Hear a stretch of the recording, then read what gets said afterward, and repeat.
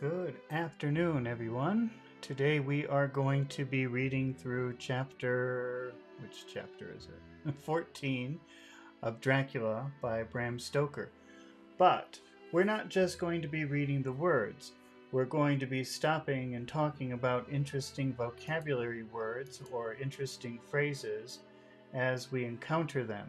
So if you're an advanced learner of English, this is a wonderful way to learn new words or learn new phrases or get a better understanding of certain words or certain phrases. And we're doing this live, so if you're watching this with me, then I encourage you to ask questions. What does this mean? I don't understand this. Can you explain this? If you don't ask questions, which I want you to do, I really do, that's the whole point of this video. But if you don't ask questions, then I will just stop sometimes and explain words or phrases that I think could be useful to you that you probably don't know.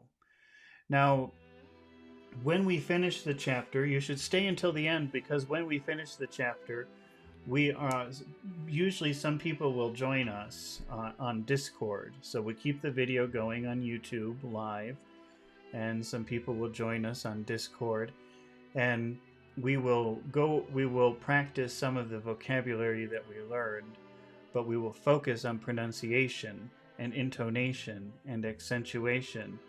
So if you want to improve your accent, then that is a really great way to do that. We do that for about an hour.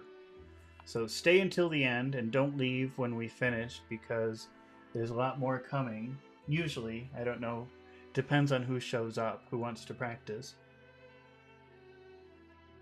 And if you want to join our little Discord group, there's a link. I think there's a link. Did I put a link? I might have forgotten to put a link. There's usually a link. There's usually a link to the Discord server. I don't think I did it this time. But there's usually a link to the Discord server in the description. Oh well. All right, let's get started with Chapter 14 of Dracula. Mina Harker's journal, 23rd of September. Jonathan is better after a bad night. I'm so glad that he has plenty of work to do, for that keeps his mind off terrible things. That might be an interesting expression. When you keep your mind off something, it means you stop worrying about it. So let's reread that for a minute. Jonathan is better after a bad night. I'm so glad that he has plenty of work to do, for that keeps his mind off terrible things. That he's working so hard he doesn't have time to worry about all of the horrible things that are happening. And oh, I'm rejoiced that he is not now weighed down by the responsibility of his new position. That's another interesting phrase. This is a phrasal verb, to be weighed down. That means something is causing you problems. Something is very difficult for you, and it's preventing you from moving forward. How did they use it here? I'm rejoiced that he is not now weighed down by the responsibility of his new position. Why did she say that? He has plenty of work. His mind is off. Get his mind off terrible things, and I'm so rejoiced that he is not now weighed down. I knew he would be true to himself, and I just want to read the next line to see if that makes more sense. I knew he would be true to himself, and now how proud I am to see Jonathan rise, to see my Jonathan rising to the height of his advancement and keeping pace in all ways with the duties that have come upon him. Oh, I think what she's saying, usually when you use the phrasal verb to be weighed down, it means something is preventing you from moving forward. Like some obstacle is preventing you from moving forward. But here I think what it means is she's happy that he's doing well, that he knows what he's doing. And it seems like he can handle his new responsibilities. I knew he would be true to himself, and how proud I am to see my Jonathan rising to the height of his advancement and keeping pace in all ways with the duties that come upon him. He will be away all day till late, for he said he could not lunch at home.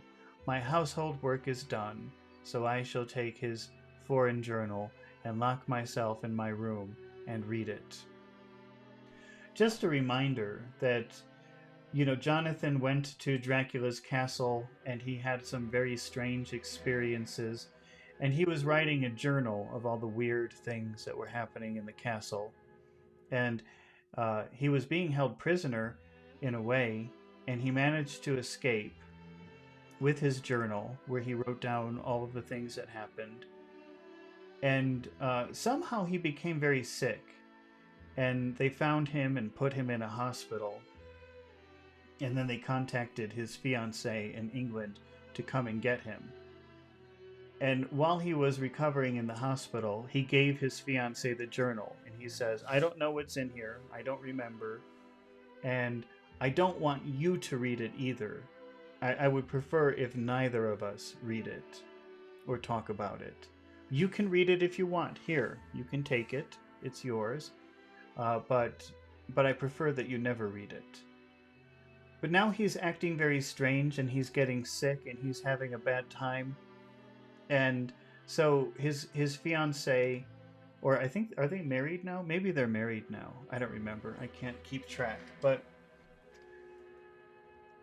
she's decided she's going to read it because she thinks that maybe the information in there can help, even though she promised never to read it.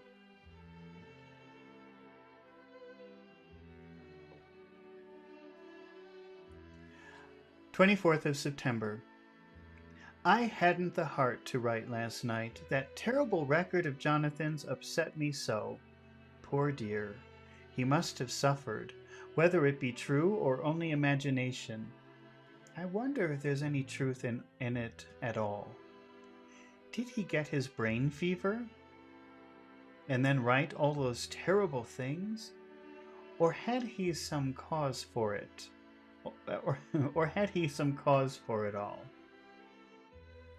I suppose I shall never know, for I dare not open the subject to him. And yet that man we saw yesterday, he seemed quite certain of him, poor fellow. I suppose it was the funeral upset him and sent his mind back on some train of thought. He believes it all himself. I remember how on our wedding day he said, unless some solemn duty come upon me to go back to the bitter hours, asleep or awake, mad or sane. There seems to be, through it all, some thread of continuity. That fearful Count was coming to London. If it should be, and he came to London, with its teeming millions, there may be a solemn duty, and if it come, we must not shrink from it. I shall be prepared. I shall get my typewriter this very hour and begin transcribing.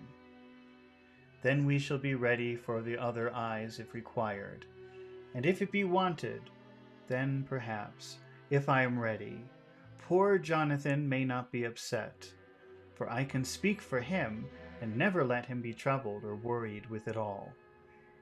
If ever Jonathan quite gets over the nervousness, he may want to tell me of it all. And I can ask him questions and find out things and see how I may comfort him. Letter Van Helsing to Mrs. Harker, 24th of September, Confidence. Now we've talked about the word confidence before, and you might know it to mean trust, or to have a strong faith or trust in yourself or in somebody else. But really, confidence could mean another thing, which means secrets. And I'm pretty sure that in this case, Professor Van Helsing writing to Mrs. Harker, and then he puts confidence, that must mean secret. Although in contemporary English you would say confidential, I don't think you would say confidence. Dear Madam, I pray you pardon my writing, in that I am so far friend as that I sent you sad news of Miss Lucy Westenra's death. By the kindness of Lord Godalming, I am empowered to read her letters and papers, for I am deeply concerned about certain matters vitally important. We were talking about the root vita before, which means life. So that's a Latin word. It means life, vita. And if something is vitally important, if something is vital, it means it's like a matter of life and death. It's extremely important. It could literally mean life or death, but a lot of times it's used more abstractly to mean extremely important.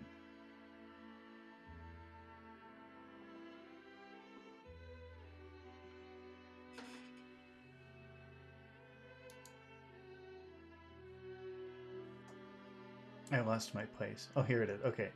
For I am deeply concerned about certain matters vitally important. In them I find some letters from you, which show how great friends you were, and how you loved her. Oh, Madam Mina, by that love, I implore you. Implore means beg. So he's saying, I beg you. I implore you.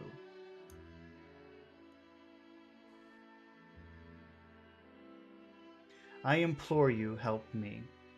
It is for others' good that I ask, to redress great wrong, and to lift much and terrible troubles that may be more great than you can know. May it be that I see you? You can trust me. I'm a friend of Dr. John Seward and of Lord Godalming. That was Arthur, of Miss Lucy. I must keep it private for the present from all. I should come to Exeter to see you at once if you will tell me that I am privileged to come, and where and when. I implore you pardon. That means implore means I beg you. I beg that you pardon, madam. I have read your letters to poor Lucy, and know how good you are, and how your husband suffer. So I pray you, if it may be, enlighten him not. So he's saying, don't tell your husband that I'm coming to see you, lest it may harm. Again your pardon, and forgive me. Van Helsing. Telegram Mrs. Harker to Van Helsing, 25th September. Come today by 10:15. Train if you can catch it. Can you see any time you call? Can see you anytime you call. Call means visit. Anytime you decide to visit me, I will see you. You don't have to make an appointment. Wilhelmina Harker. Mina Harker's Journal, 25th of September. I cannot help feeling terribly excited as the time draws near. We've talked about the word draw many times now, meaning draw kind of means pull. It means making a picture, but it also means other things. But most of those things are based on the idea of pulling. And so the time drawing near, the time pulling near, means the time is coming near. The time is approaching. That's actually a pretty common phrase. The time is drawing near. As the time draws near for the visit of Dr. Van Helsing, for somehow I expect that it will throw some light upon Jonathan's sad experience, and as he attended poor dear Lucy in her last illness, he can tell me about her. That is the reason of his coming. It is concerning Lucy and her sleepwalking, and not about Jonathan. Then I guess I shall never know the real truth now. How silly I am. That awful journal gets hold of my imagination and tinges everything with something of its own color. Of course it's about Lucy. That habit came back to the poor dear. And that awful night on the cliff must have made her ill. I had almost forgotten, in my own affairs, how ill she was afterwards. She must have told him. of her sleepwalking adventures on the cliff, that I knew all about it, and now he wants me to tell him what I know, so that he may understand. I hope I did right in not saying anything of it to Mrs. Westenra. I should never forgive myself if any act of mine, were it even a negative one, brought harm on poor dear Lucy. I hope, too, Dr. Van Helsing will not blame me.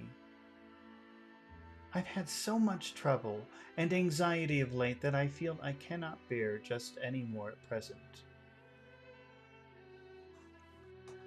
I suppose a cry does us all good at times, clears the air, as other rain does. Perhaps it was reading the journal yesterday that upset me, and then Jonathan went away this morning to stay away from me a whole day and night. The first time we've been parted since our marriage. I do hope the dear fellow will take care of himself, and that nothing will occur to upset him. It's 2 o'clock, and the doctor will be here soon. And the doctor will be here soon now. I shall say nothing of Jonathan unless he asks me. I'm so glad I've typewritten out my own journal, so that in case he asks me about Lucy, I can hand it to him. It will save much questioning. Later. He has come and gone. Oh, what a strange meeting. And how it all makes my head whirl around. Whirling is like a movement, like a circle. It's like a movement like this is a whirling movement. And how it all makes my head whirl. So when she thinks about it, it makes her head do this. I feel like one in a dream. Can it be all possible? Or even part of it? If I had not read Jonathan's journal first, I should never have accepted even the possibility. Poor, poor, dear Jonathan. How he must have suffered. Please, please, the good God, all this may not upset him again. I shall try to save him from it. But it may be even a consolation and a help to him, terrible that it be, and awful in its consequences, to know for certain that his eyes and ears and brain did not deceive him, and that it's all true. It may be that it is the doubt which haunts him, that when the doubt is removed, no matter which, waking or dreaming, may prove the truth, he will be more satisfied and better able to bear the shock. Dr. Van Helsing must be a good man as well as a clever one, if he's Arthur's friend and Dr. Seward's. And if they brought him all the way from Holland to look after Lucy, I feel from having seen him that he is good and kind and of a noble nature. We were talking about that word noble earlier today. That means respectable, admirable, something like that.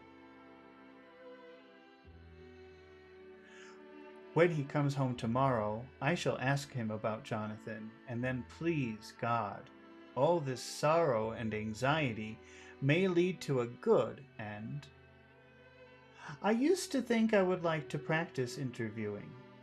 Jonathan's friend on the Exeter News told him that memory is everything in such work, that you must be able to put down exactly almost every word spoken,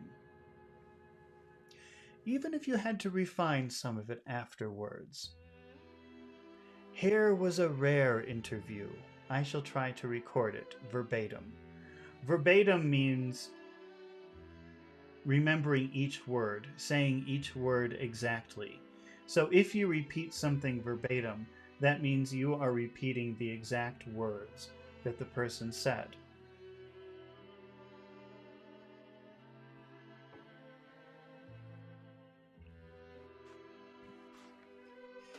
It was 2:30 when the knock came. I took my courage à deux mains. That's a French that seems like it means by both hands, but let me just make sure what that means. À deux mains.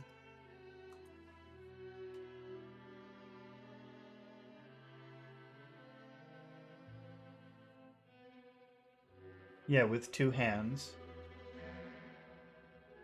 Figurative meaning with full commitment, wholehearted effort. Okay. Well, it's not an expression that you should use in contemporary English, but it means that you're completely committed, 100% committed.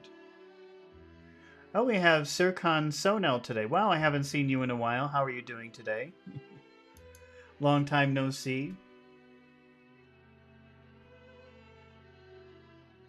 So it was 2:30 when the knock came, and I took my courage à deux mains and waited.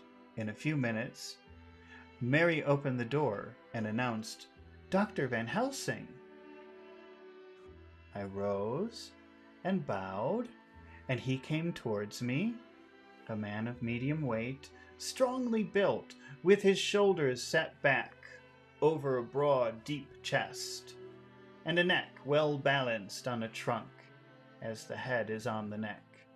The poise of the head strikes me at once as indicative of thought and power. The head is noble, well-sized, broad, and large behind the ears. The face, clean-shaven, shows a hard, square chin, a large, resolute, mobile mouth, a good-sized nose, rather straight but with quick, sensitive nostrils that seem to broaden. Broaden means wide, so his nostrils seem to go wider.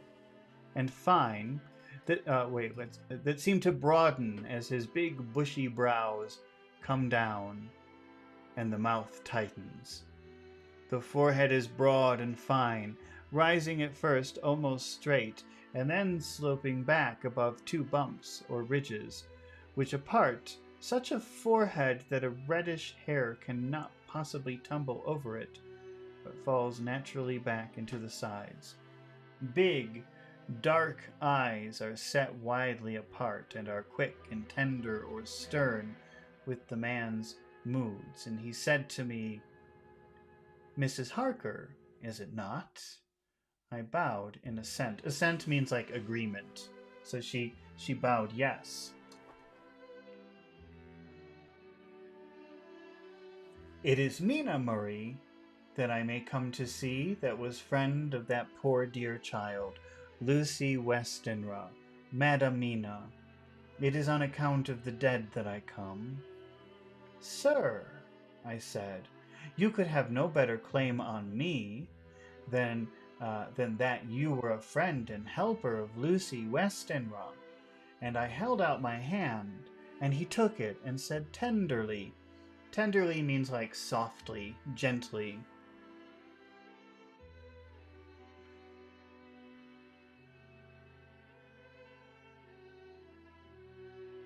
Sirkan says, "Hustle bustle in my life. Still try to catch your fantastic tender reading." Oh, well, thank you. I'm glad that you like my reading. "Oh, Madam Mina, I know that the friend of that poor little girl must be good, but I had yet to learn."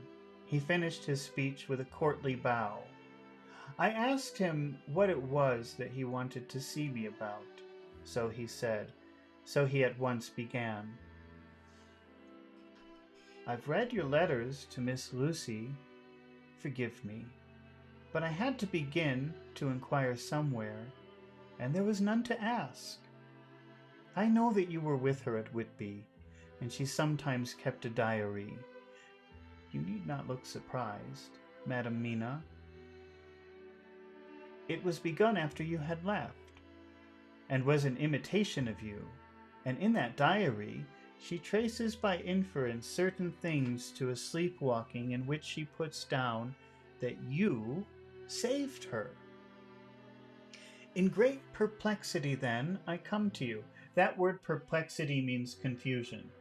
So the professor read Lucy's diary, and in that diary it says that Mina had saved her, and I guess this caused confusion for the professor. So he says, "That's why I'm coming to you. I'm confused. What does she mean you saved her?"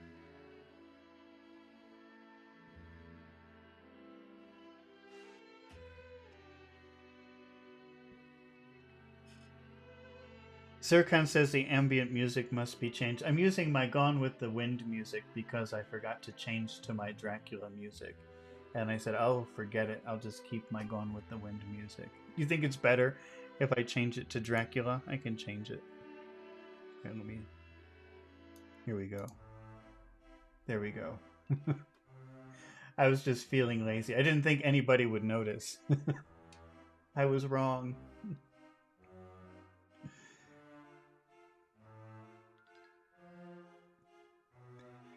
Okay, let's see. She sometimes kept it. Well, let's. In great perplexity, then, I come to you and ask you, out of your so much kindness, to tell me all of it that you can remember. I can tell you, I think, Dr. Van Helsing, all about it. Ah, then you have good memory for facts, for details. It is not always so with young ladies.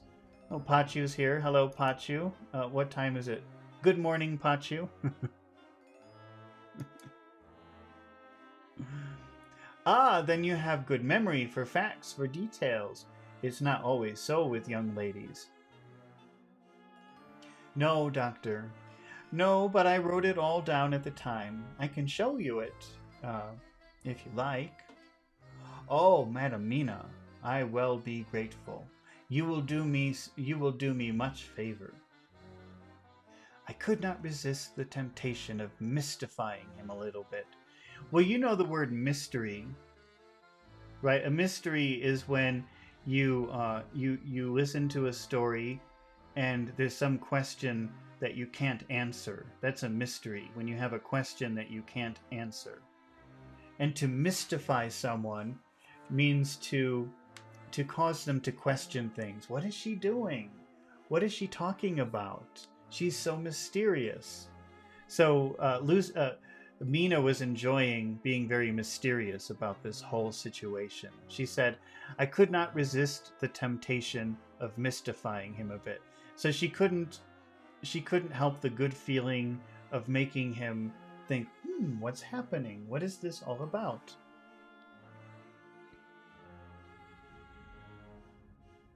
Sirkan says, you are my inspiration to delve into the world of classic. That's a wonderful word, delve. You've got a good vocabulary. You used hustle, bustle. Usually you would say hustle and bustle, though. You used hustle and bustle, and now you're using delve. You've got quite a good vocabulary, Sirkan.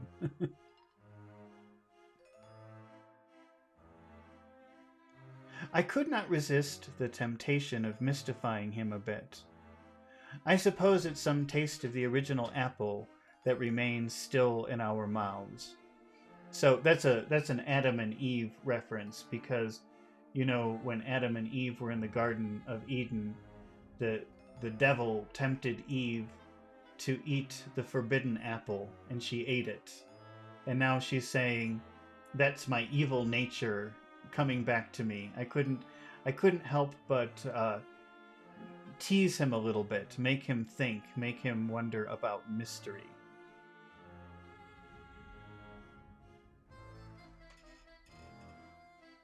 So I handed him the shorthand diary, and he took it with a grateful bow and said, may I read it? So this is what she's being kind of silly. I'm just going to remind you of what shorthand is. We've talked about it before, but I don't know who's here who remembers it, or maybe you weren't here when we talked about it. But, you know, before we had computers and things where you could make an audio recording, if somebody was talking, and imagine you're a secretary and your job is to write everything that someone says because you need a record of what people were saying, for example, during a meeting. it was important to write very fast. And so there was a special way of writing called shorthand.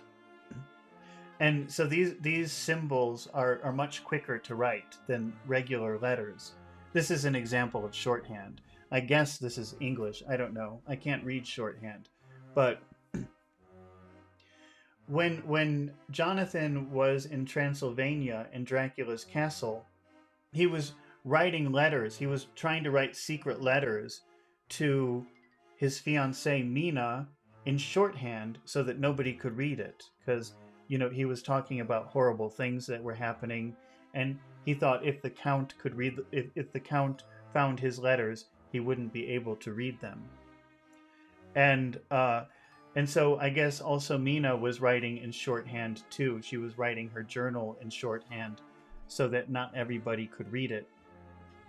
And so now she's saying, "Oh yes, Professor, here, read my diary." She's kind of making, she's getting a little thrill from giving this to him because she thinks he probably can't read it. So let's see what happens. Let's see. I bet he can read it.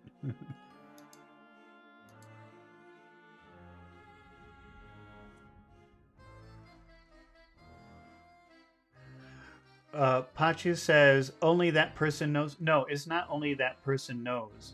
That you could go to school and learn it, and then you could be like a secretary. You could be hired. You could qualify for a job as a secretary, writing down what everybody says very, very quickly, and making a record of it. So that was like a skill that people had, but not everybody can do it. I can't read that. I have no idea what those words were.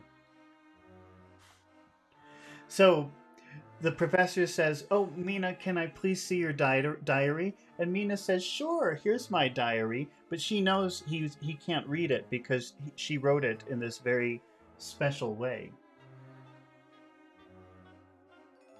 So it's like she's playing a little joke.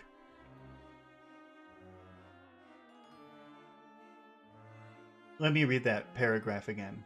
I could not resist the temptation of mystifying him a bit. I suppose it is some taste of the original apple that remains still in our mouths. So I handed him the shorthand diary. He took it with a graceful bow and said, "May I read it?" "If you wish," I answered, as demurely as I could. He opened it, and for an instant his face fell, and then he stood up and bowed. "Oh, you so clever woman," he said. Clever means smart.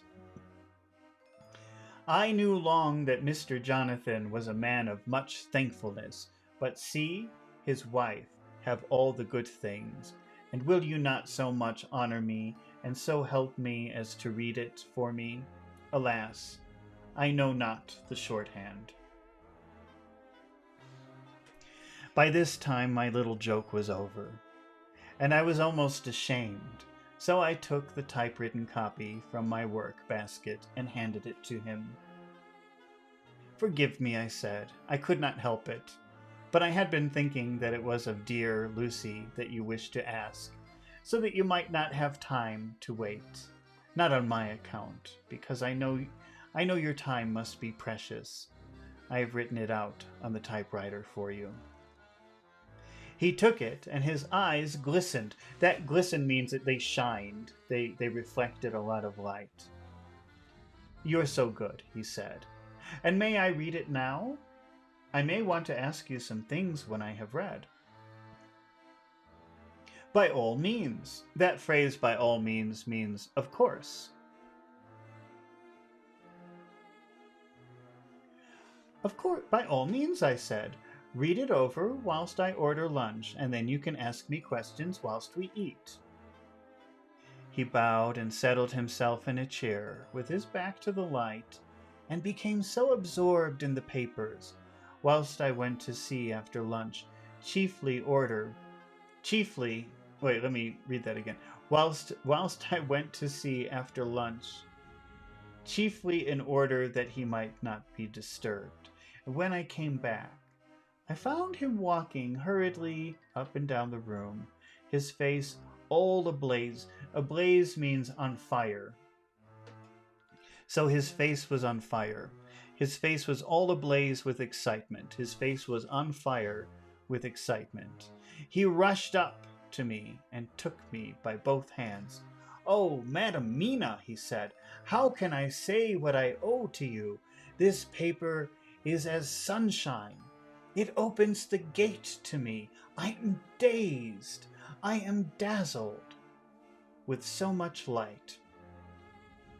We talked about the word daze. I don't remember when. Maybe yesterday, not too long ago.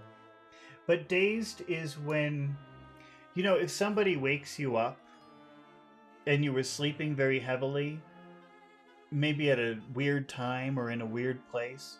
When you wake up for a minute, you're very confused, like, "Oh, what? Oh, where am I? Huh? That's being in a daze. It's like being in a state of confusion, not knowing where you are or what's happening.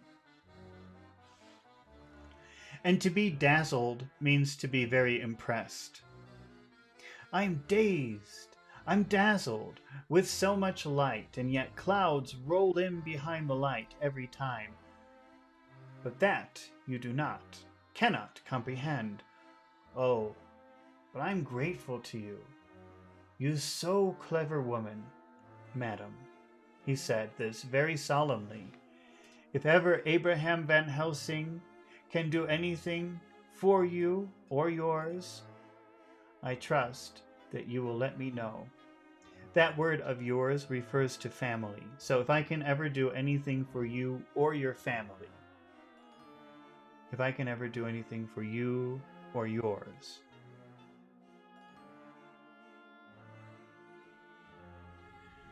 it will be pleasure and delight if I may serve you as a friend. But all I have ever learned, all I can never do, shall be for you and those you love. There are darknesses in life, and there are lights, and you are the one of the lights, and you will have a happy life and a good life, and your husband will be blessed in you. But doctor, you praise me too much. You don't know me. Not know you. I, who am old and who have studied all my life men and women? I've made my specialty the brain, and all that belongs to him, and all that follow from him. And I have read your diary that you have so goodly written for me, and which breathes out truth in every line. I, who have read your so sweet letter to poor Lucy, of your marriage and your trust. Not know you? Oh, Madam Mina, good women, tell all their lives, and by day, let me read that again. Oh, madam, good women tell all their lives, and by day, and by hour, and by minute, such things that angels can read. And we men who wish to know have in us something of angels' eyes. Your husband is noble, is noble nature, and you are noble too, for you trust. And trust cannot be where there is mean nature. And your husband, tell me of him. Is he quite well? Is all that fever gone? Is he strong and hearty? Hearty means healthy.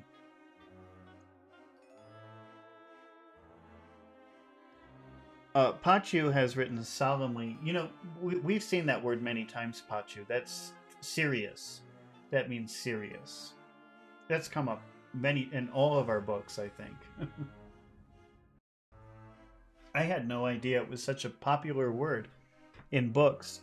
I don't know if it's a very popular word in conversation. You can use it. I guess it just doesn't happen that much. Or maybe I just don't know a lot of serious people.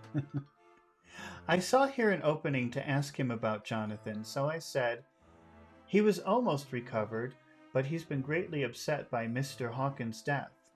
He interrupted. "Oh yes, I know. Have you read your last 2 letters?" I went on. "I suppose this upset him, for when we were in town on Thursday last, he had a sort of shock. A shock. After brain fever so soon? That is not good. What kind of shock was it? He thought he saw someone who recalled something terrible, something which led to his brain fever. And here the whole thing seemed to overwhelm me in a rush. The pity for Jonathan, the horror which he experienced, the whole fearful mystery of his diary, and the fear that he has been brooding over me ever since, all came in a tumult. Tumult means like a chaotic moment. I suppose I was hysterical, for I threw myself on my knees and held up my hands to him and implored him, begging, that's imploring, begging, please, that's imploring. And I begged him, I implored him to make my husband well again. And he took my hands and raised me up and made me sit on the sofa and sat by me. He held my hand in his, and he said to me with, oh, such infinite sweetness, my life is barren and lonely. Barren means empty. It means nothing is growing there. Nothing can grow there. It's like dead. It's almost like dead. It's sort of like a combination of dead and empty. My life is a barren and lonely one, and so full of work that I have not had much time for friendships. But since I have been summoned to here, the word summon means like request to come. So since you requested me to come here, since I have been summoned here by my friend John Seward,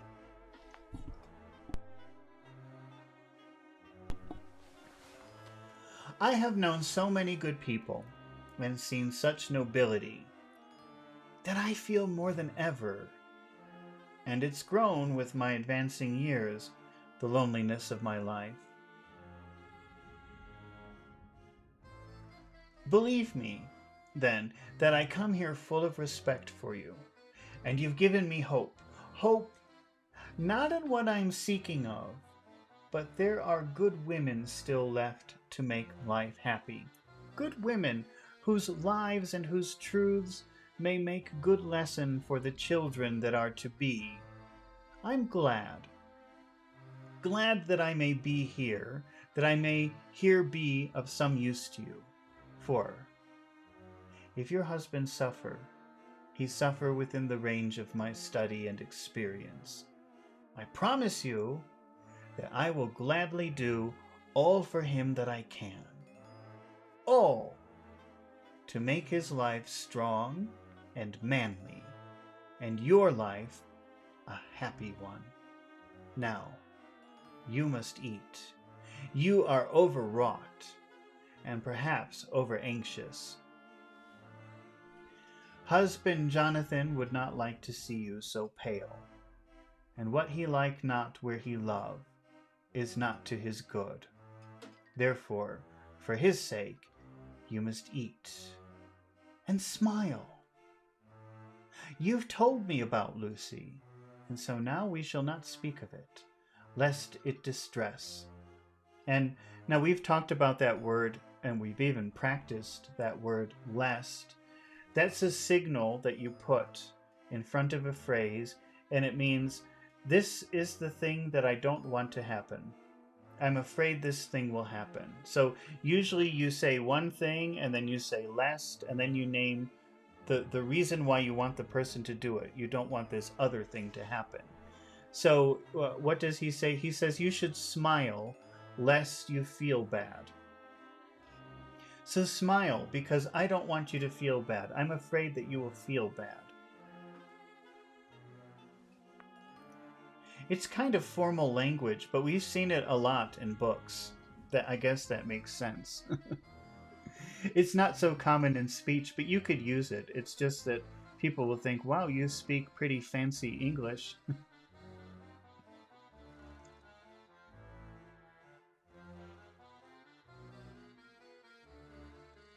Therefore, for his sake, you must eat and smile. You have told me about Lucy, and so now we shall not speak of it, lest it distress.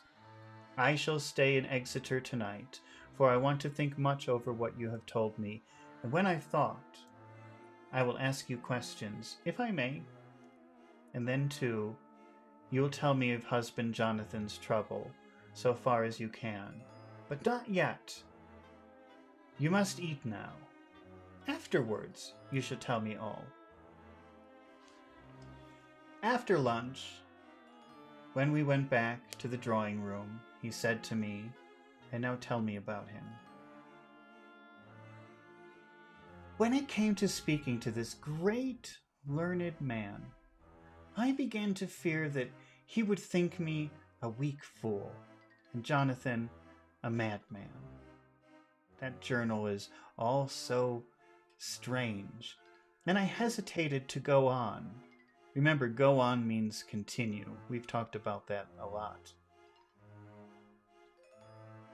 But he was so sweet and kind, and he had promised to help, and I trusted him. So I said, Dr. Van Helsing,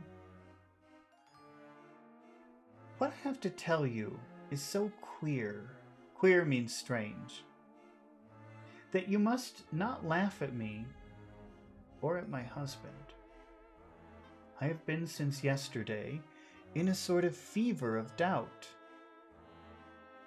You must be kind to me and not think me foolish that I have even half believed some very strange things. He reassured me.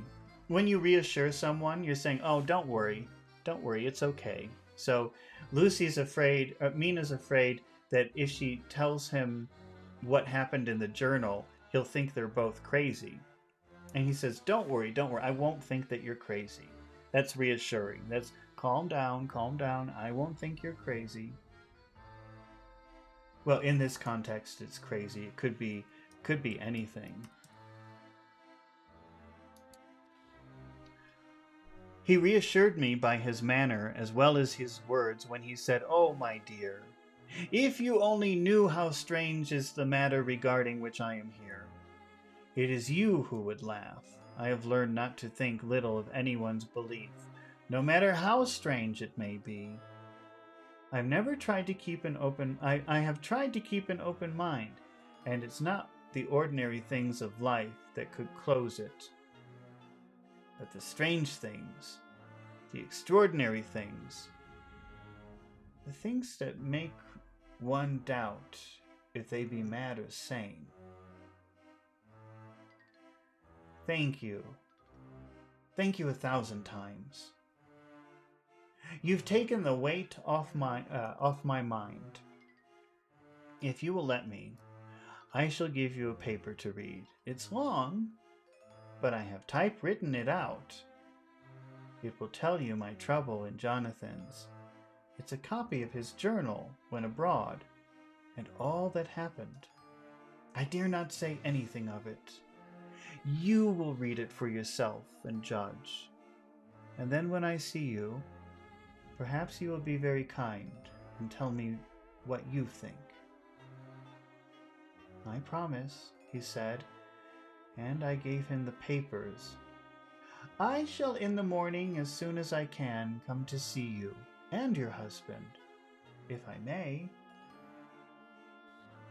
Jonathan will be here at 11:30, and you must come to lunch with us and see him then. You could catch the quick 3:34 train, which will leave you at Paddington before 8. He was surprised at my knowledge of the trains offhand. When something is offhand, that means you know it without thinking, that it comes to you immediately, kind of like from memory. But he does not know that I've made up all the trains to and from Exeter so that I may help Jonathan in case he is in a hurry. So he took the papers with him and went away. And I sit here thinking I don't know what. Letter by hand, Van Helsing to Mrs. Harker, 25th of September, 6 o'clock. Dear Madam Mina, I've read your husband's so wonderful diary. You may sleep without doubt. Strange and terrible as it is true. I will pledge my life on it. It may be worse for others, but for him and you there is no dread. Remember, we've talked about the word dread, which is a pretty common word. That's when you feel fear or anxiety, really bad feelings about what might come in the future. So imagine if if you have a test tomorrow at school and you didn't study for the test, how will you feel in the morning when you wake up and go to school? You'll think, oh no, I have to take the test. Oh my God, this is going to be so horrible. This is dreading taking the test. You know that something horrible is coming in the future, so you're feeling it.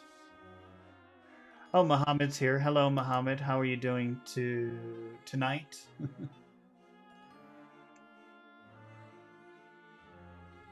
He is a noble fellow, and let me tell you from experience of men, that one who would do as he did in going down that wall and to that room, aye, and going a second time, is not one to be injured in permanence by a shock. His brain and his heart are all right, this I swear, before I have even seen him, so be at rest. I shall have much to ask of him of other things. I am blessed that today I come to see you, for I have learned all at once so much that again I am dazzled even more. That means like impressed, amazed, something like that. But I wonder how ChatGPT. I'm just going to ask ChatGPT. Muhammad says, "Can you zoom in more?" I just did. I hope that's better. Let's see. Let's ask ChatGPT how it defines dazzled.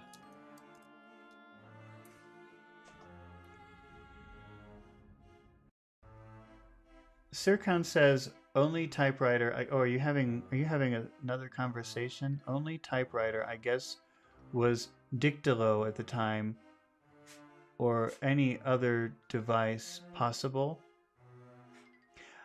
Sirkan, I'm not sure. I don't really understand what you're asking. Can you elaborate a little bit more? Yeah, dazzled means amazed, very impressed, something like that.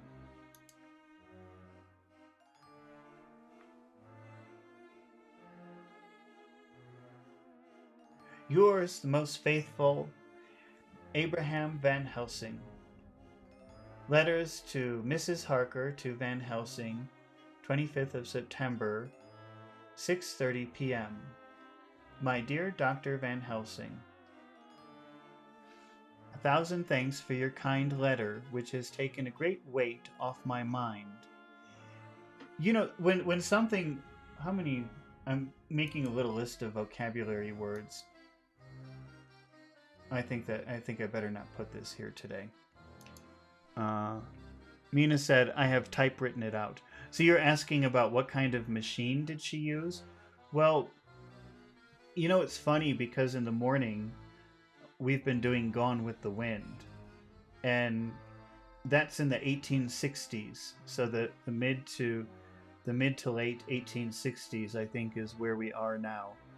And they're even talking about people learning to use typewriters, if I remember correctly.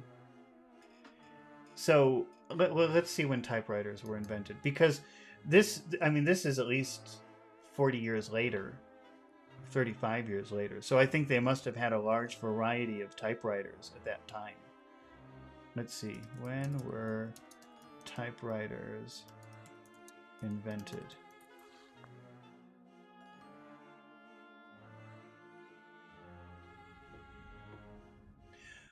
Oh wow, early 19th century. So the first practical typing device was 1808. The first commercial typewriter was 1868. So that's about the time of Gone with the Wind. And see, you said a dactylo. I don't know. I don't know what that is. So, and this is written. This book happens in 1895. So I imagine by that time there are probably a lot of different varieties of typewriter. But what is a dactylo? I don't know what that is. Uh,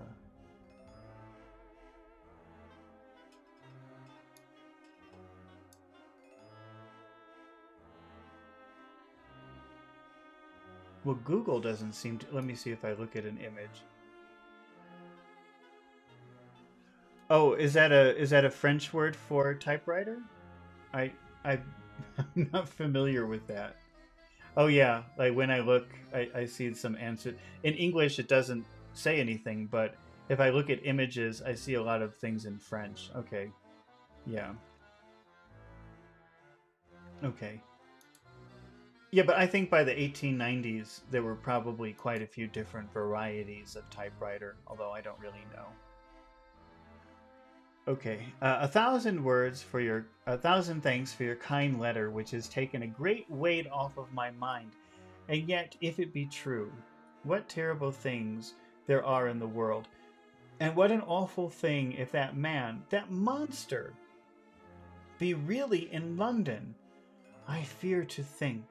I have this moment whilst writing had a wire from Jonathan saying he leaves by 6:25 tonight from Launceston and will be here at 10:18. So that I shall have no fear tonight. Will you therefore, instead of lunching with us, please come to breakfast at 8 o'clock? If this be not too early for you, you can get away if you can get away if you're in a hurry by the 10:30 train, which will bring you to Paddington by 2:35. Wow, she really knows the train schedule. Do not answer this, as I shall take it that if I do not hear, you will come to breakfast. Believe me, your faithful and grateful friend, Mina Harker. Jonathan Harker's journal. Wow, everybody is writing a diary. Everybody's writing a journal. September 26th. I thought never to write in this diary again, but the time has come. When I got home last night, Mina had supper ready, and when we had supped, she told me of Van Helsing's visit and of her having given him the 2 diaries copied out, and of how anxious she has been about me. She showed me in the doctor's letter that all I wrote down was true. It seems to have made a new man of me. It was the doubt as to the reality of the whole thing that knocked me over. I felt impotent. Impotent means like powerless. And in the dark and distrustful. But now that I know, I'm not afraid, even of the Count. He has succeeded after all, then, in his design in getting to London, and it was he I saw. He's got younger. And how? Van Helsing is the man to unmask him and hunt him out. If he is anything like what Mina says, we sat late and talked it over. Mina's dressing, and I shall call at the hotel in a few minutes and bring him over. Again, that word call means to visit. I will make a physical visit to the hotel. So he's going to the hotel to get Professor Van Helsing. He was, I think, surprised to see me when I came into the room where he was and introduced myself, and he took me by the shoulder and turned my face round to the light, and he said, after a sharp scrutiny — scrutiny is like a very close examination. So when Professor Van Helsing first met Jonathan, he scrutinized him, looked into his eyes. But Madame Mina told me you were very ill, and that you had a shock. It was so funny to hear my wife called Madame Mina by this kindly, strong-faced old man. I smiled and said, I was ill. I have had a shock, but you have cured me already.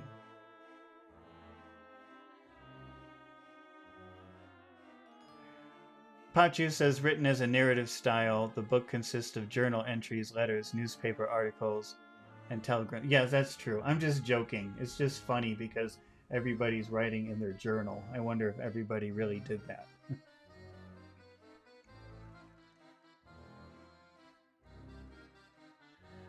By your letter to Mina last night, I was in doubt, and then everything took a hue of unreality. Hue means like a shade of color, like let's just say color. Everything took a color of unreality. And I did not know what to trust, even the evidence of my own senses, not knowing what to trust. I do not know what to do, and so had only to keep on working in what had hitherto been the groove of my life. The groove ceased to avail me, and I mistrusted myself. Doctor, you don't know what it is to doubt everything, even yourself. No, you don't. You couldn't, with eyebrows like yours. He seemed pleased and laughed, and he said, so, you're a physiognomist. I learn more here with each hour. I am with so much pleasure coming to you to breakfast. And oh, sir, you will pardon praise from an old man, but you are blessed in your wife. I would listen to him go on praising Mina for a day, so I simply nodded and stood silent. She is one of God's women, fashioned by his own hand to show us men and other women that there is a heaven where we can enter, and that its light can be here on earth. So true, so sweet, so noble, so little an egoist. Ego is the Latin word for I, and in English when you say I have an ego or I'm an egoist, that means you only think about yourself.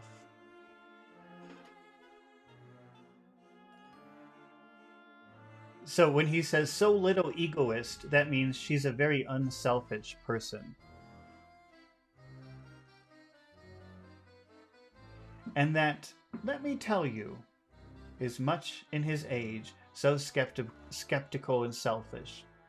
And you, sir, I've read all the letters to poor Miss Lucy, and some of them speak of you. So I know you since some days from the knowing of the others. But I've seen your true self since last night. You will give me your hand, will you not, and let us be friends for all of our lives?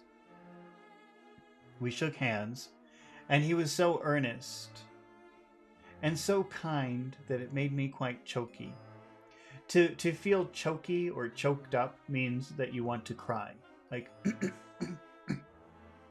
like you're trying not to cry. And now he said, may I ask you for some more help? My dog he's sleeping. My dog.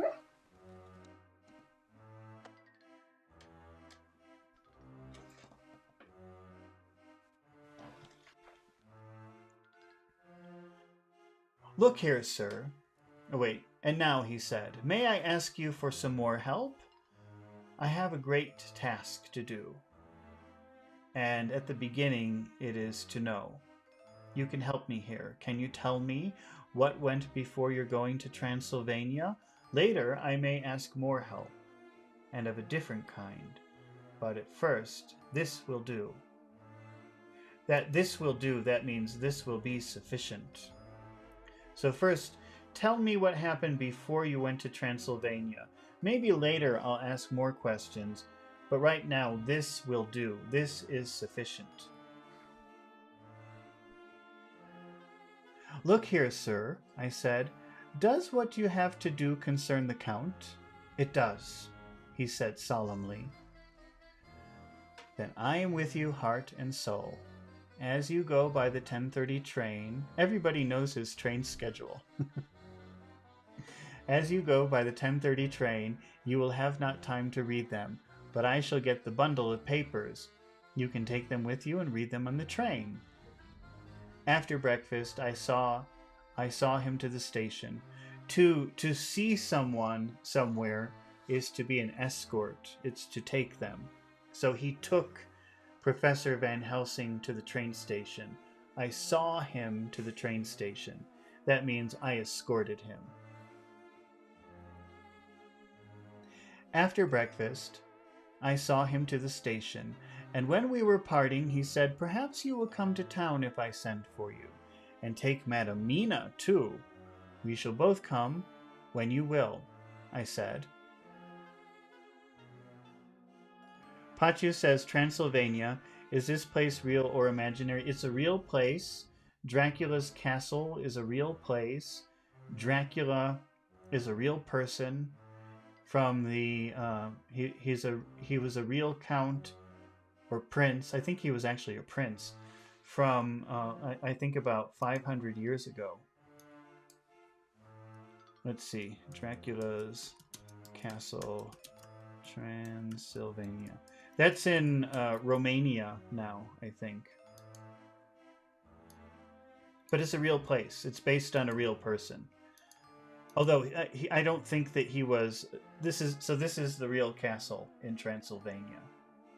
So if you go to Romania as a tourist, then probably one of the top reasons. I guess Romania would be a pretty nice country, but probably one of the top reasons you would visit would be to visit Dracula's castle.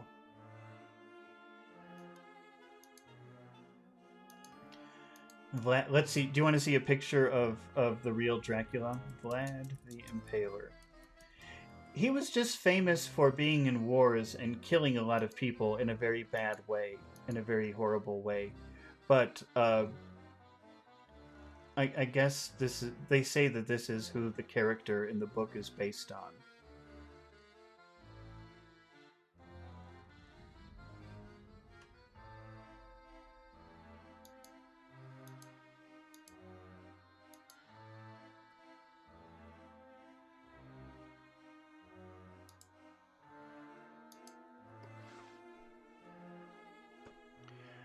Romania is a neighboring country of Russia. I don't know if it touches Russia. It's very close to Russia.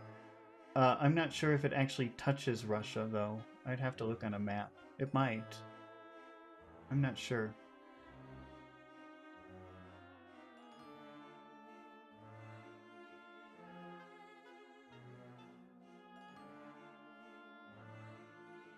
I had got him the morning papers and the London papers of the previous night, and while we were talking at the carriage window, waiting for the train to start, he was turning over them.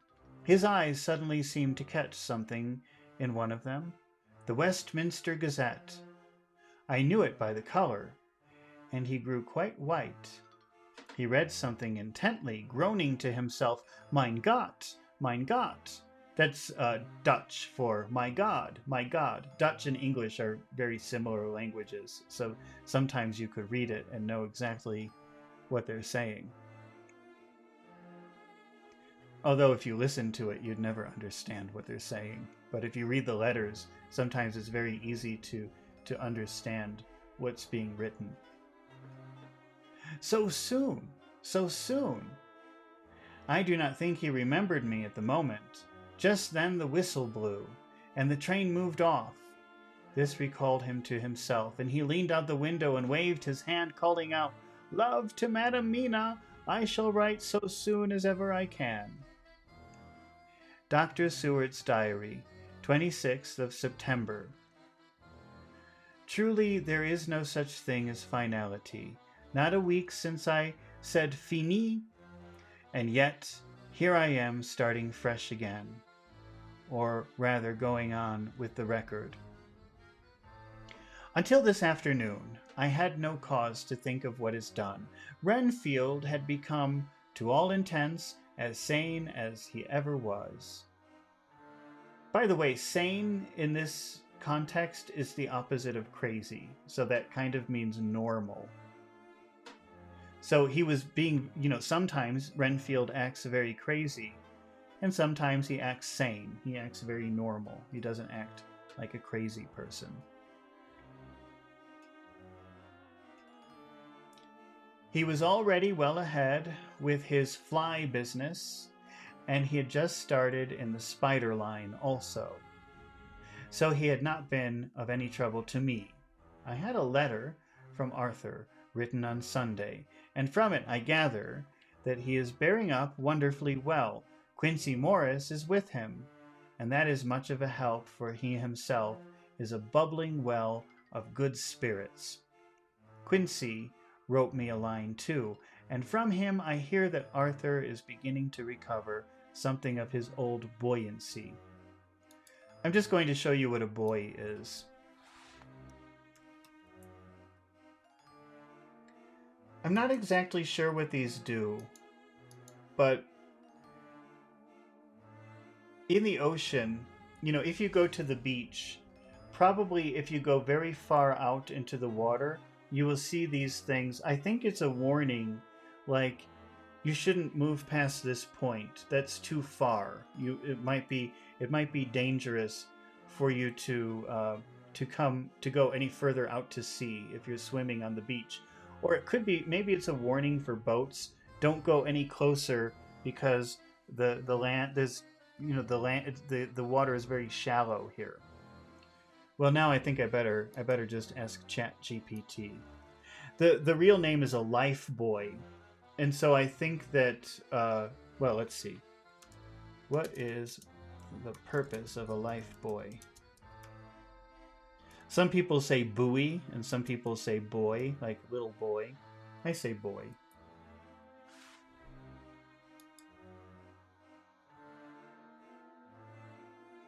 A life buoy is a safety device designed to help people who are in danger of drowning. Okay, so it's really just there. So, if you go to the beach and you swim too far, you'll probably see these.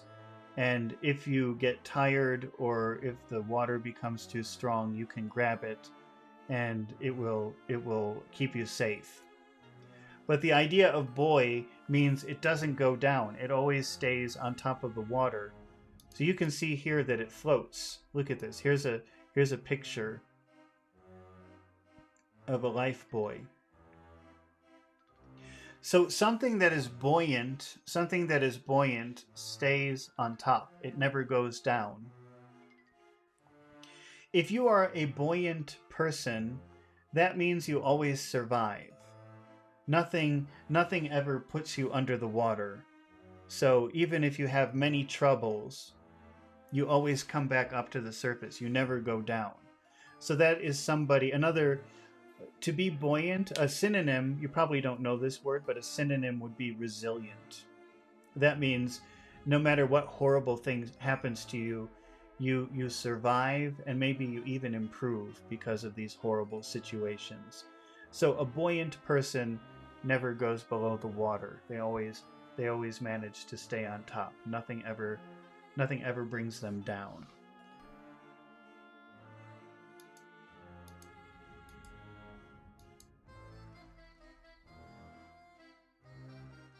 How is it used here?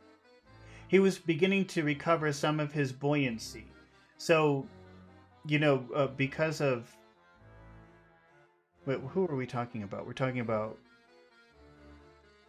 Arthur. I get confused about some of these secondary characters because I just have a horrible memory.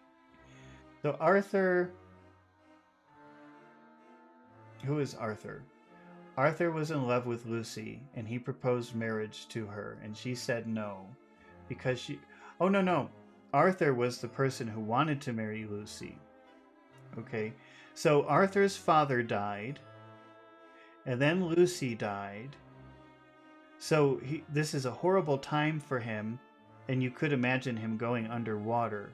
But he's beginning to come back up to the surface. He's beginning to recover his buoyancy. He's starting to come back to life.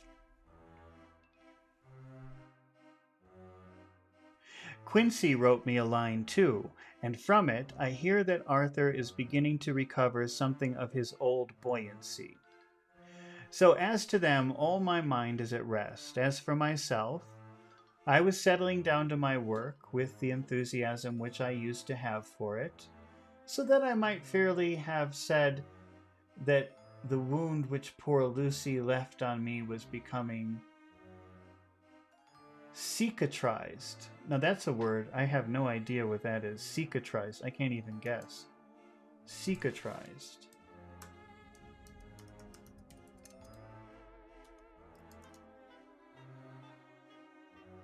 Did I spell it right? Let me see. Because ChatGPT is not even recognizing it. Cicatrized. Yeah. ChatGPT. Well, when I type it, it puts the red line under it. Like, that's not a word. But let's see what it says. Cicatrized. They say it's American English. Well, in American English, it says past tense or past participle of cicatrize, which means to heal by forming a scar. Okay, so it's a medical term. But apparently it's American English. Oh, it's probably the spelling. The spelling. American, because they're spelling it with a Z. That's probably... So it's a medical term, which means, you know, if you well, let me show you what a scar is. Maybe you don't know what a scar is.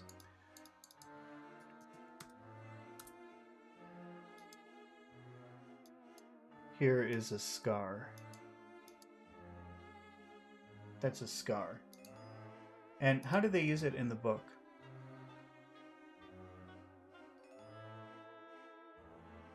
As for myself, I was settling down to my work with the enthusiasm with which I used to have for it, so that I might fairly have said that the wound which poor Lucy left on me was becoming cicatrized.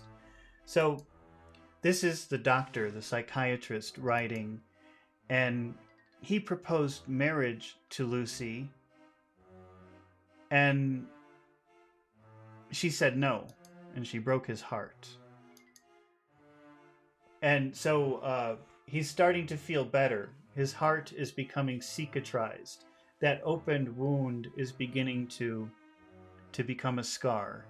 Cicatrize is a medical term. You don't need to know it or write it down or anything like that. But it just means that now it's beginning to heal. There'll always be evidence of it, but it's beginning to heal.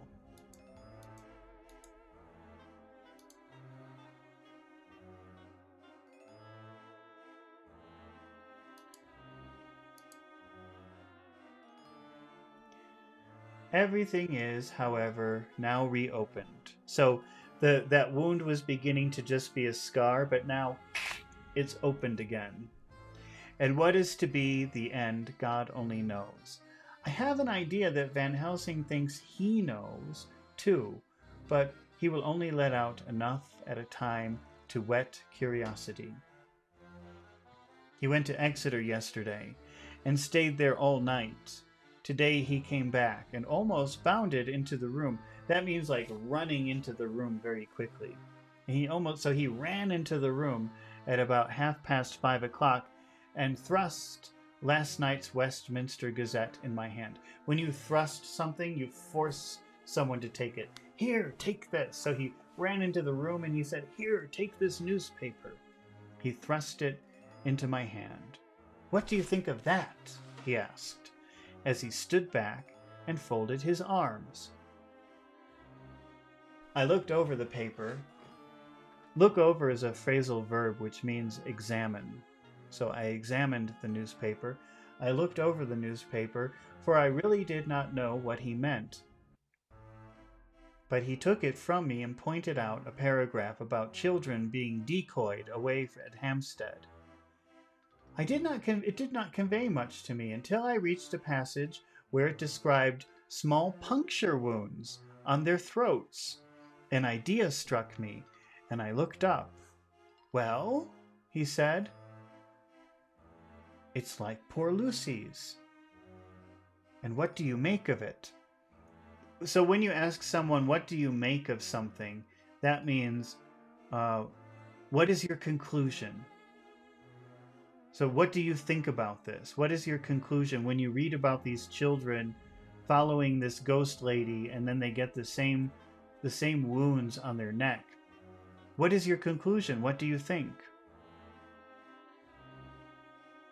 Pachu says main characters: Count Dracula, Jonathan Harker, Mina Murray, Lucy Westenra. Wow, you know, how do you remember all of that, Pachu? I cannot remember all of that. Every time I read the name, I think, oh, who is that person again? I can't remember. Simply that there is some cause in common. Whatever it was that injured her has injured them. I did not quite understand his answer. That is true indirectly, but not directly. How do you mean, Professor? I asked. I was a little inclined to take his seriousness lightly, for after all, 4 days of rest and freedom from burning, harrowing anxiety does help to restore one's spirits. But when I saw his face, it sobered me. We talked about the word sober before. That can be the opposite of drunk. So, you know, the opposite of crazy is sane. Usually you don't talk about sane, you talk about crazy. So you don't have a reason to know the word sane very much. And same thing with sober. Usually you talk about the word drunk, you never talk about the opposite of drunk, which is sober. But sober can also mean serious. Pachu says supporting characters: Renfield, Mrs. Westenra, the brides of Dracula. Wow, you have a very good memory, Pachu.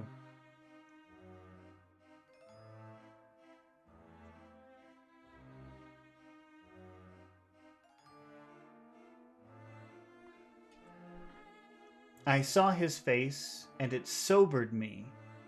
So it made me feel very serious. I realized he was not joking. Never in the midst of our despair about poor Lucy had the look been more stern. Again, stern is like serious also. Tell me, I said. I can hazard no opinion. I do not know what to think, and I have no data on which to found a conjecture. Conjecture means guess. Do you mean to tell me, friend John, that you have no suspicion as to what poor Lucy died of? Not after all the hints given, not only by events, but by me? Of nervous prostration following a great loss or waste of blood? And how was the blood lost or wasted? I shook my head. He stepped over and sat down beside me and went on. So we have went on, that means he continued talking.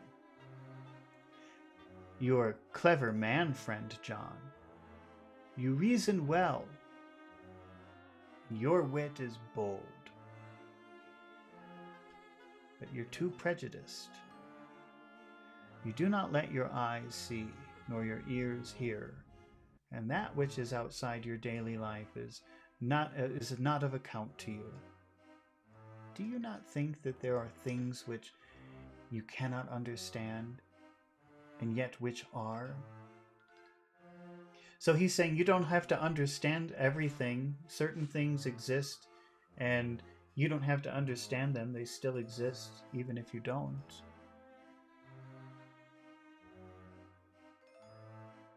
That some people see things that others cannot. But there are things, old and new, which must not be contemplated by men's eyes, because they know, or think they know, some things which other men have told them. Ah, it is the fault of our science, that it wants to explain all, and if it explain not, then it says, there is nothing to explain. But yet we see around us every day the growth of new beliefs, which think themselves new, which are yet but the old, which pretend to be young, like the fine ladies at the opera. I suppose now you do not believe in corporal transference, no? earlier we were talking about the word corpse. I don't know if you remember that word, but that's how you talk about a dead body. So when a body is dead and there's no life, you call it a corpse. And that comes from the word corpus, which means body. Okay, so when you see CORP in a word, that has something to do with body. So corporal transference means the transferring of bodies, like possession, like demon possession. I don't know. I'm not really sure what he's talking about. Wait, I'm going to ask ChatGPT what its explanation of corporal transference is. Corporal transference. I've learned not to trust myself.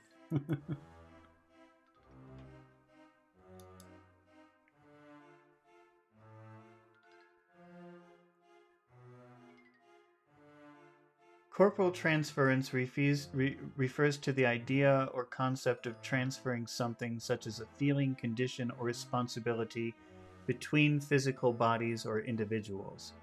The term is rarely used in everyday language and can have specific meanings. So it could be transferring feelings or thoughts or ideas, but I don't think that's what it means. I think they're talking about like transferring one person from one body to another body, but that's just my opinion. Pachu says astral. Well, I think, but astral, that would just mean like you leave your body. That doesn't mean entering another body.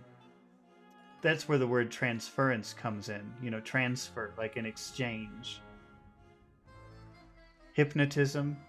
No, hypnotism is something very different, but astral projection maybe is at least closer. It's like half of the process. Not that I know. Let's see, maybe it will become more clear as we read. I suppose now you do not believe in corporal transference, no, nor in materialization. Materialization would mean something that is not physical becoming material, becoming physical. So do you believe in materialization? Do you believe that something could just come like from magic, just appear? No, nor in astral bodies. No. Oh, Pachi, were you suggesting astral, or were you asking what astral means?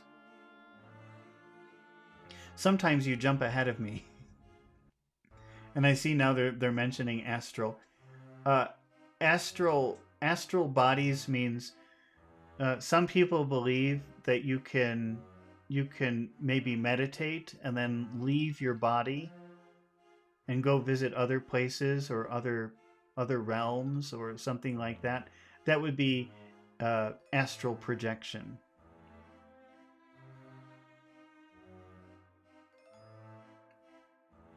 So he's saying, do you believe that you could change from one body to another body? Do you believe in materialization, that things that are not physical can suddenly appear in the physical world? Do you believe that you have the ability to leave your body and travel to a different dimension? No? Nor in reading of thought? No? Nor in hypnotism? So you're asking about these different things. You're not suggesting them. Well, hypnotism it's kind of like meditation. Let's say it's like meditation. But it's meditation you would do to yourself, right? You would sit and maybe try to bring your mind into a different space. But hypnotism is when an expert, like a doctor, tries to force you into a different state. Mohammed says astral projection. Do you know about astral projection, Mohammed?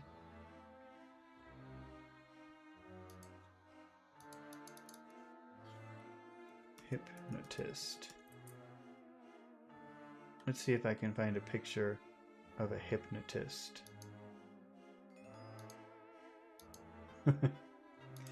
So a hypnotist is someone who has the ability to bring you into to bring your mind into a different state. So some people, like if they're smoking or addicted to cigarettes, maybe they would go to this person and pay them money and say, "Oh, help me stop smoking," and then the hypnotist will do their thing and make you go into a different state, and they'll say, "Now you're in a very powerful state. You will stop smoking," and then they make them come back, and then supposedly you don't want to smoke anymore.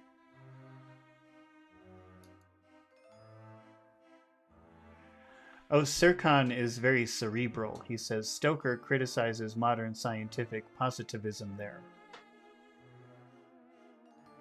Well, that's an interesting time, because I guess, over the past 50 years, people were really pushing towards, well, maybe even the first 100 years. People were still pushing, they were pushing all these different new ways of discovering things and dismissing other things as maybe superstitious. But I think, in the 1890s, most people were still in the superstitious category. And so, like, maybe the scientists were pushing very hard. "Oh, stop that. That's ridiculous. The only thing that you can know are the things that you can see and the things that you can study." But maybe now we've gone too far, and we ignore things that maybe we shouldn't ignore. That's my opinion. So I think there's some things we cannot observe, right? It's kind of ridiculous to think that we could observe everything and record everything and study everything.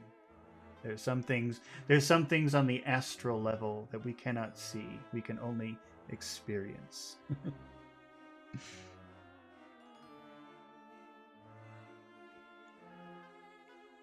Okay. "Yes," I said, "Charcot has proved that very well."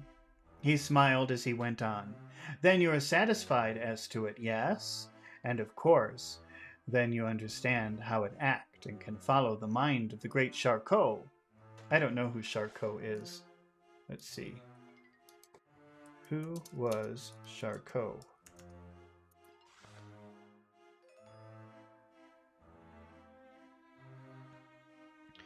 Jean-Martin Charcot was a French neurologist and professor of anatomical pathology who considered one of the founders of modern neurology.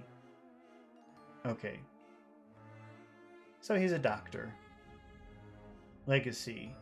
Triad symptoms, tooth disease, Charcot's joint. Noble. Oh, well, but Sigmund Freud was a student of Charcot. So that's kind of interesting.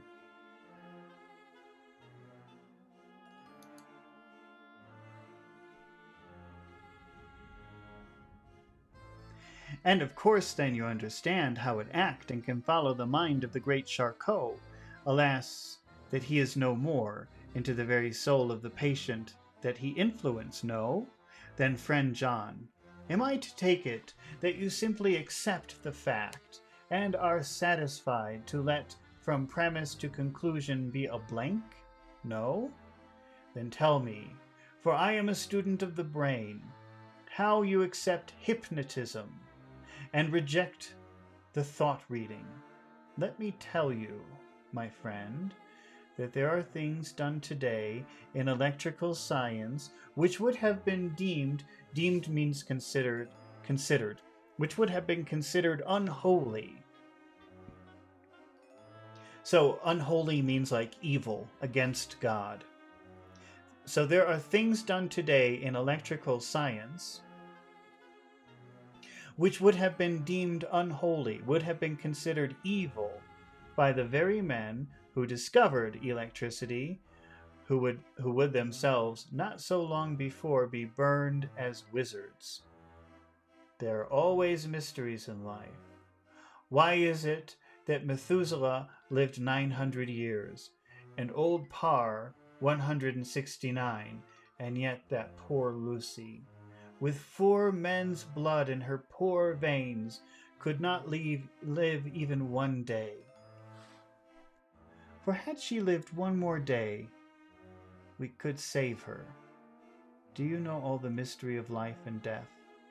Do you know the altogether of comparative anatomy, and can say wherefore the qualities of brutes are in some men and not in others?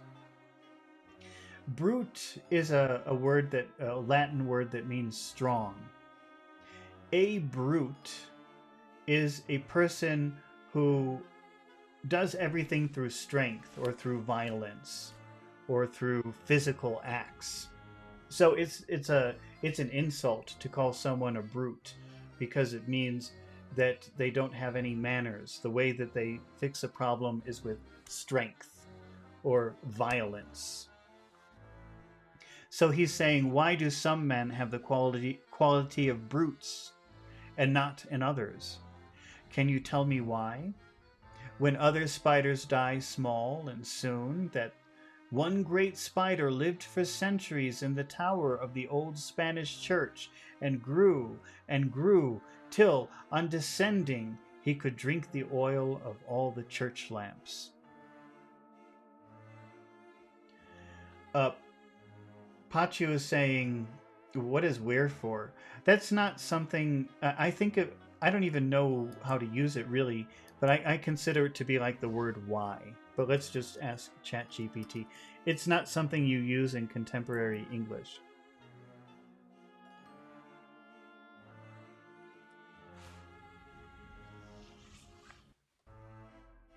Yeah, it's just another way of, what is the reason? It's like why. But it's not something that you use in contemporary English.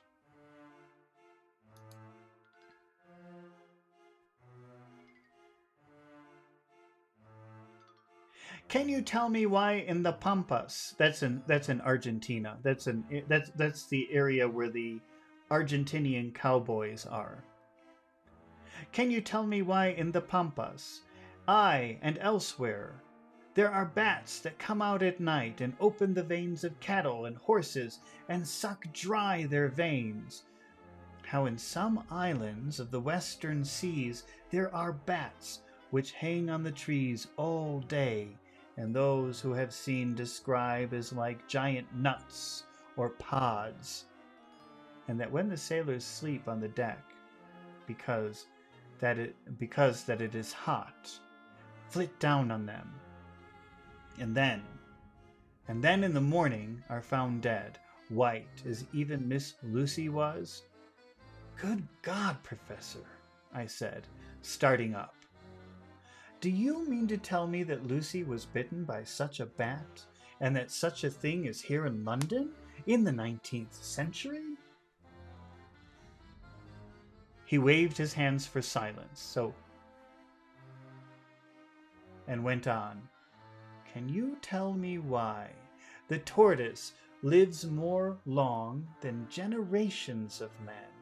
Why the elephant goes on and on till he sees dynasties, and why the parrot never die only of bite of cat, of dog, or other complaint?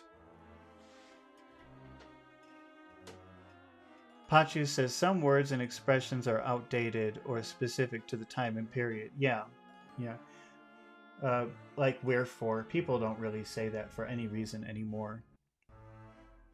I mean, there's an expression whys and wherefores, which is another way of saying reasons that some people sometimes use, but I don't think it's so common. Can you tell me why men believe in all ages and places that there are men and women who cannot die? We all know, because science has vouched for the fact that there have been toads shut up in rocks for thousands of years, such in one so small hole that only hold him since the youth of the world. Can you tell me how the Indian fakir can make himself to die and have been buried, and his grave sealed, and corn sowed on it? That means they planted corn over his grave. And the corn reaped, that means taking the corn when it's ready, and be cut and sown and reaped and cut again.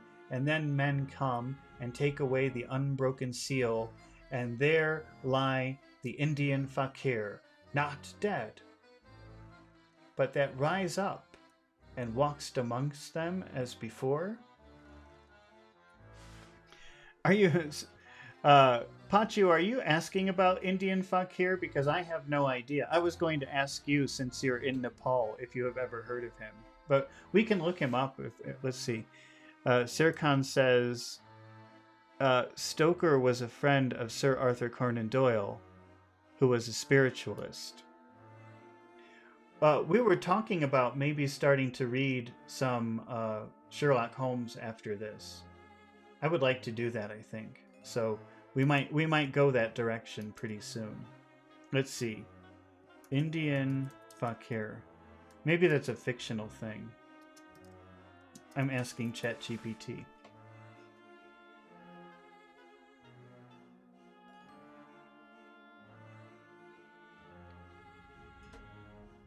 I guess he was a holy man. Wait, Indian fakir refer. Oh, actually, I guess this could refer to any holy man. Well, let me see if that's like. Yeah, it's like sadhu. Sadhu. So it's not a specific person, but it's just a sadhu.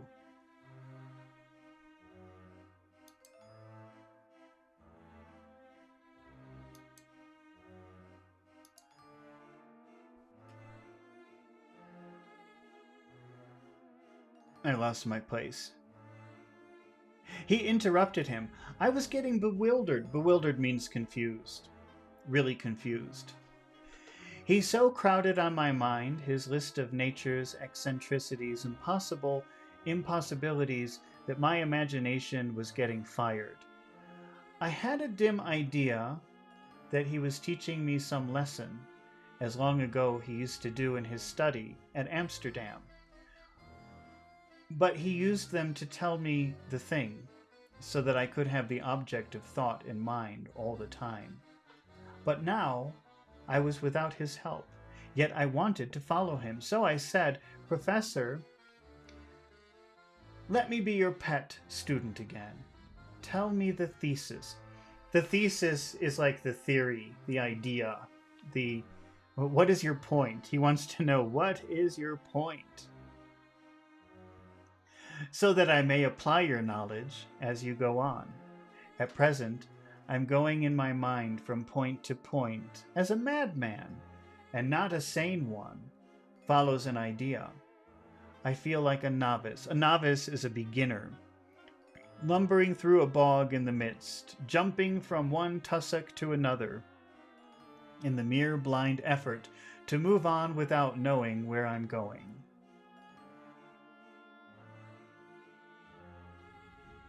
Mohammed says fakir means leaving normal life and going for spirituality. So is that an Arabic word, fakir? Pachu says, so Dracula is nonfiction.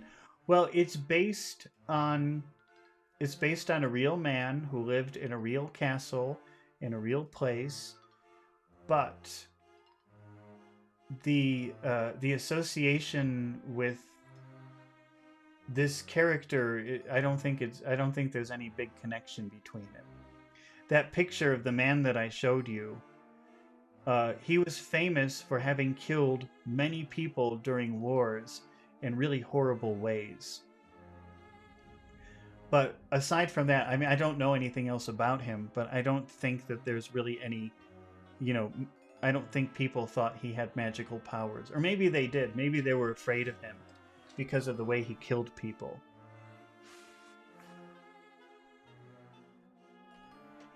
Pythonicness says fakir means poor in Turkish. Yes, fakir means poor, but not in the bad meaning.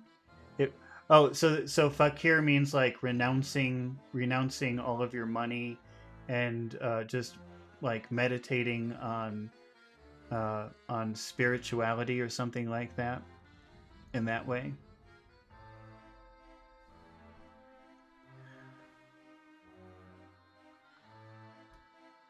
That is a good image, he said. Well, I shall tell you my thesis is this. I want you to believe. To believe what? To believe in things you cannot. Let me illustrate. I heard once of an American who so defined faith, that faculty which enables us to believe things which we know to be untrue. For one, I follow that man. He meant that we shall have an open mind and not let a little bit of truth check the rush of big truth. Oh, that's hard to follow. Let me read that again. This, by the way, the chapter is almost finished. So Pachu and Muhammad, if you want to practice, that's coming up in just a few paragraphs. So let me know if that's what you want to do. But let me read this again because I don't understand this paragraph. To believe in things that you cannot, let me illustrate. I heard once of an American who so defined faith that faculty which enables us to believe things which we know to be untrue. Okay, so he's quoting an American who, when they said, oh, can you define faith? That person, I don't know who he's talking about, said yes. Faith is the ability to believe something that you know is not true.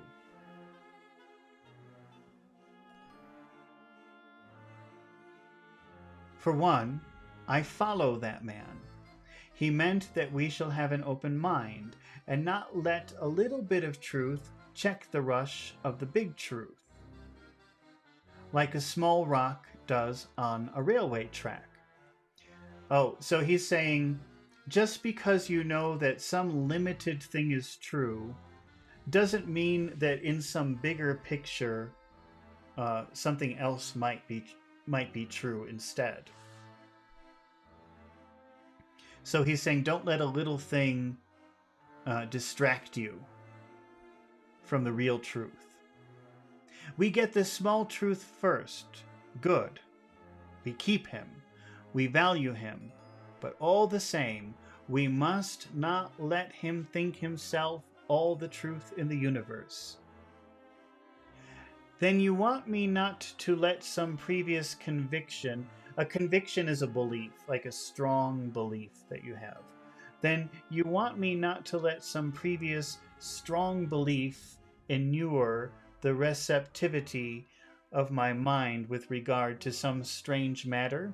So in normal English, he's saying, then you don't want me to have some kind of prejudice because I believe something is true. You don't want that to interfere with what you're going to tell me because it's really crazy. Something like that. Do I read your lesson aright? Ah. You are my favorite pupil still. It's worth to teach you. Now that you're willing to understand, you have taken the first step to understand. You think then that those so small holes in the children's throats were made by the same that made the holes in Miss Lucy? I suppose so. He stood up and said solemnly, then you're wrong. Oh, would it were so. But alas, no, it's worse. Far, far worse.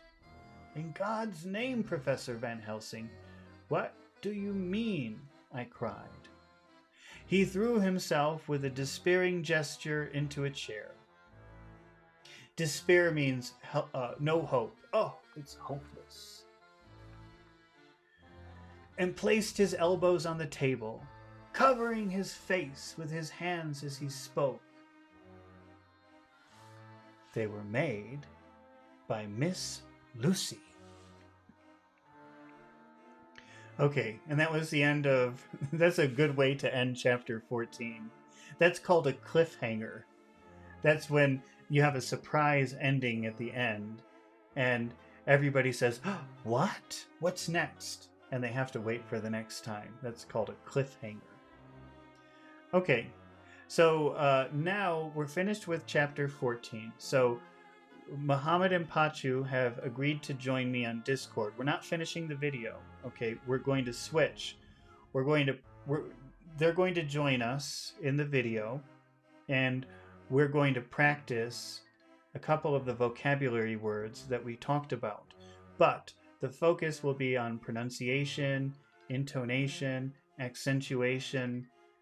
So this is a really good way to reduce, or even if you practice a lot, maybe even eliminate your accent. Okay, so we're going to do that for the next hour or so. We're going to go into pronunciation really deeply. But before we do that, I'm going to, as Pachu said in the chat, it's time for the 1 minute break. So I will take my 1 minute break, get something to drink, and then we will continue. So don't go anywhere if you want to practice pronunciation and intonation.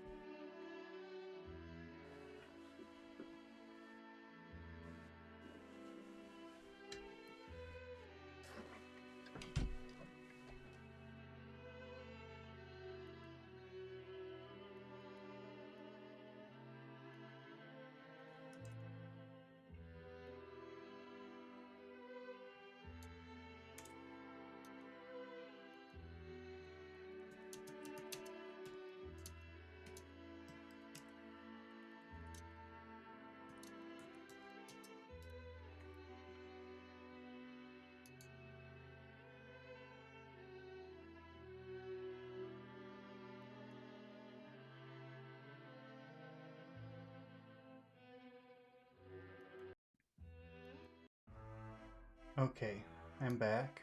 Thank you for waiting. I'm just going to turn off the music now, the atmosphere music, and I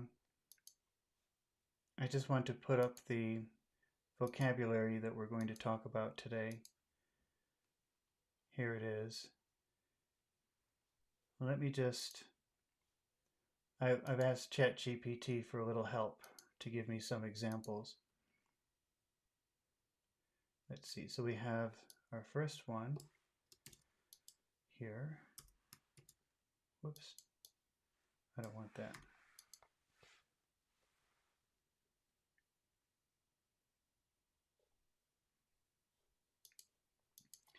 let's call this distraction from worrying.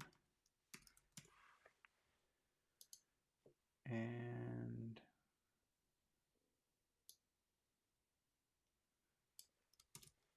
I just want to load the examples first so that we don't have to worry about, because it always takes a long time for these things to appear. So let's see, to feel.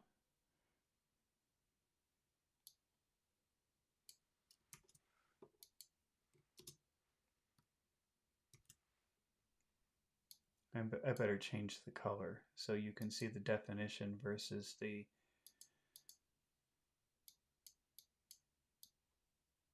vocabulary word.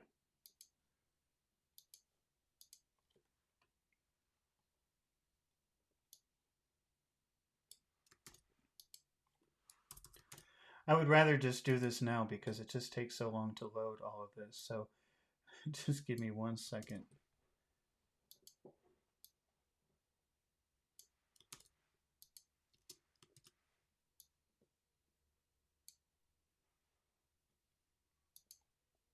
Almost done.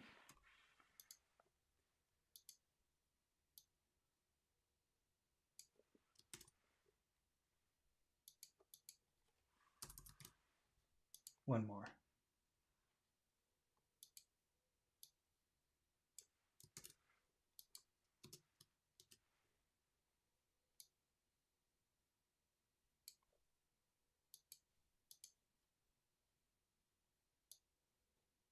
Okay. And now I'm going to go over to Discord and hopefully Mohammed and Pachu will be there. Let's see. If all goes well, they will be there.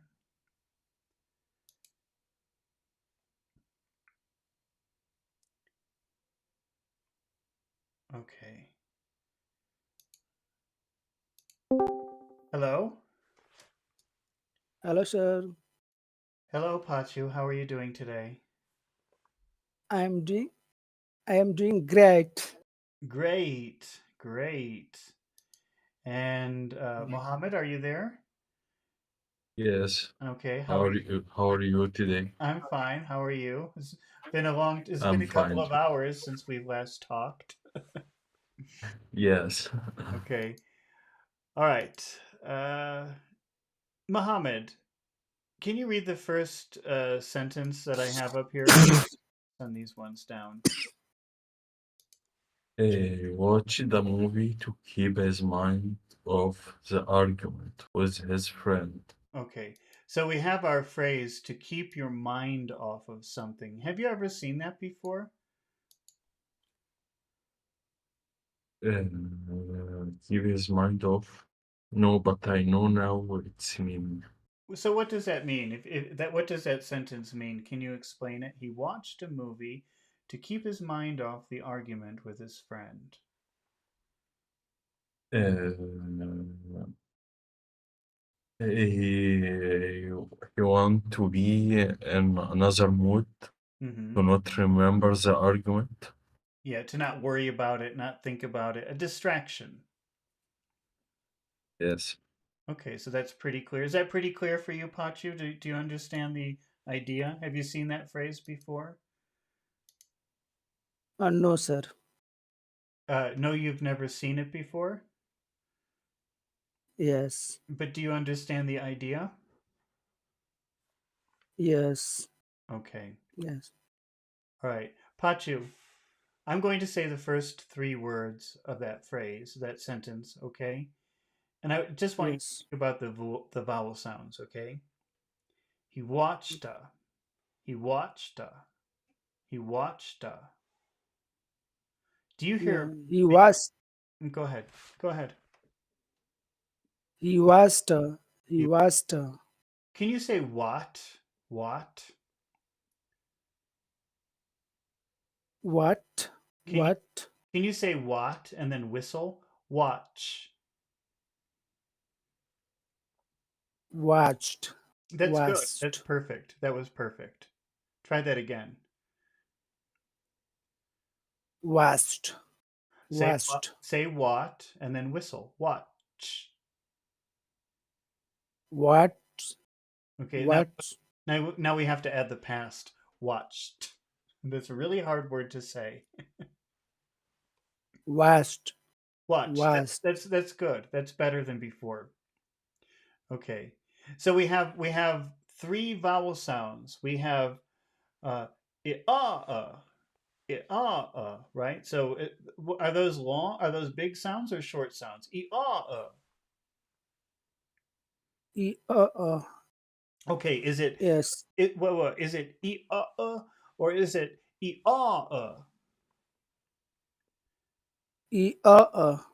Can you make the bigger? E. Try again. There was an interference. E. Okay, E. is it or is it Which one is better in a neutral sentence? How am I saying it? He watched. What is the combination? Pacho, are you there? Did you disappear? Okay, I think. Hello, Pacho. Hello, sir. Okay, can you try again? So, which one am I doing? Am I doing or am I doing Sir, 1 minute, sir. Problem. Okay, okay. I'm moving to Mohammed. Okay, and then let me know when you're ready. Okay. Okay, so Okay, sir. Mohammed, can you try to say can you try to describe the vowel sounds in those three words? Are they long, short? What are they? The middle one is long. The Za or other are short. za or da? Which one? The Da. Okay. Tell me again. in watched. Okay, so watched is First, first syllable in watched. mhm. So it's small, big, small. He watched. Can you say it like that? He watched the. Okay. Uh, when you have a word that starts with a vowel sound like it is going to take the sound of the word in front of it. Okay, it's going to. So when you say this, you say da or ta. He watched ta, not he watched which is hard to say. You say he watched da. That's very easy to say. Can you try to say it like that? Can you try to put those two sounds together? He watched the. That's yes, that's more natural. That's how most people would do it, or all people would do it, really. Okay. He watched He watched the okay. What about the next? Can you say the next word? What is the next word? movie. Movie. Movie. Can you describe the vowel sounds in that word? O sound and E sound. Are they long sounds or short sounds? Both are long. Okay, so is it movie or is it movie? Movie. Okay, so that's ooh e. Ooh e. Are they both long? Yes. Yes. Movie. So it's which one is it? Is it ooh e or is it ooh e? O E. Okay, so are they both long or are they long in duration or not? Both of them? It's I think both are long for me. Oh, okay. Well, listen again. Because I see it as a movie. Okay. How do I say it? Movie. Movie. Do I say it and they're both long? Movie. Move. No, you say first syllable Hmm. long and the second is short. Uh-huh. That's right. I think that would be a better way for you to say it than pronouncing both very long. That's the whole point of this exercise is to recognize that some vowels have a long duration It's some duration. Some vowels have a long duration and some vowels have a short duration. And that really helps with your pronunciation if you can understand that. And Okay. also to notice the pattern of small, big, small, big, small, big. He watched a movie. It's a rhythm, a very typical rhythm in English. Can you try to say all of those words together? Focusing, making sure that you do You short. watch, Go ahead, go ahead. you watched a movie. He watched a movie. You watched. Uh-oh, hello? Yes, can you hear me now? Now I can hear you, yes. I guess we have a bad connection today. Try again. He watched a movie. You watched a movie. Okay. Pachu, are you back? No, he's still going. Okay. Hello, sir. Oh, are you back? Are you okay now? No, sir, I have problem in computer, so Oh, I could not do it, sir. even so, are you still work? Because Are you still fixing your problem? Or are you okay now or are you still working on your problem? Okay, I think that means he's still working. Okay, it's just you and me, Mohammed. Okay. So, what is that next word after movie, Mohammed? Two. Okay, is that a big sound or a little sound? Two. Big sound. Okay, it is big. You're right. It is big. If you just say the word two, it is big. But it's a really, really common word in English sentences. And in the middle of a sentence, it just becomes duh. It becomes very small. It becomes duh. Okay, so Uh, so if you say movie and two together, it would sound like this: movie da, movie da, movie da. movie Not duh, duh, da. duh. Movie da. Yeah, it's a short sound. It's not a long sound. He watched a movie da. Okay. You watched the movie da. How will you say the next two words? Keep his mind. Okay, then just the next two words. Keep his. Keep his. Can you say those two words? Keep his. Okay. Oh, that's good the way that you said it. I like the way that you said it. Can you say it like that again? Keep his. Are those big sound are those vowel sounds long or short vowel sounds? Long. Oh, First and keep long. oh how about And his? his is short. That's right. And it's like one word. Keep is. Keep is. Keep is. Keep his. Keep is. To keep is. To keep is. To keep his. Yeah, that's me saying to, but I say duh. To keep is. To keep is. To keep his. So we keep building that pattern of big, small, big, small. He watched a movie to keep his. He watch he watch the movie to keep his. Uh-huh.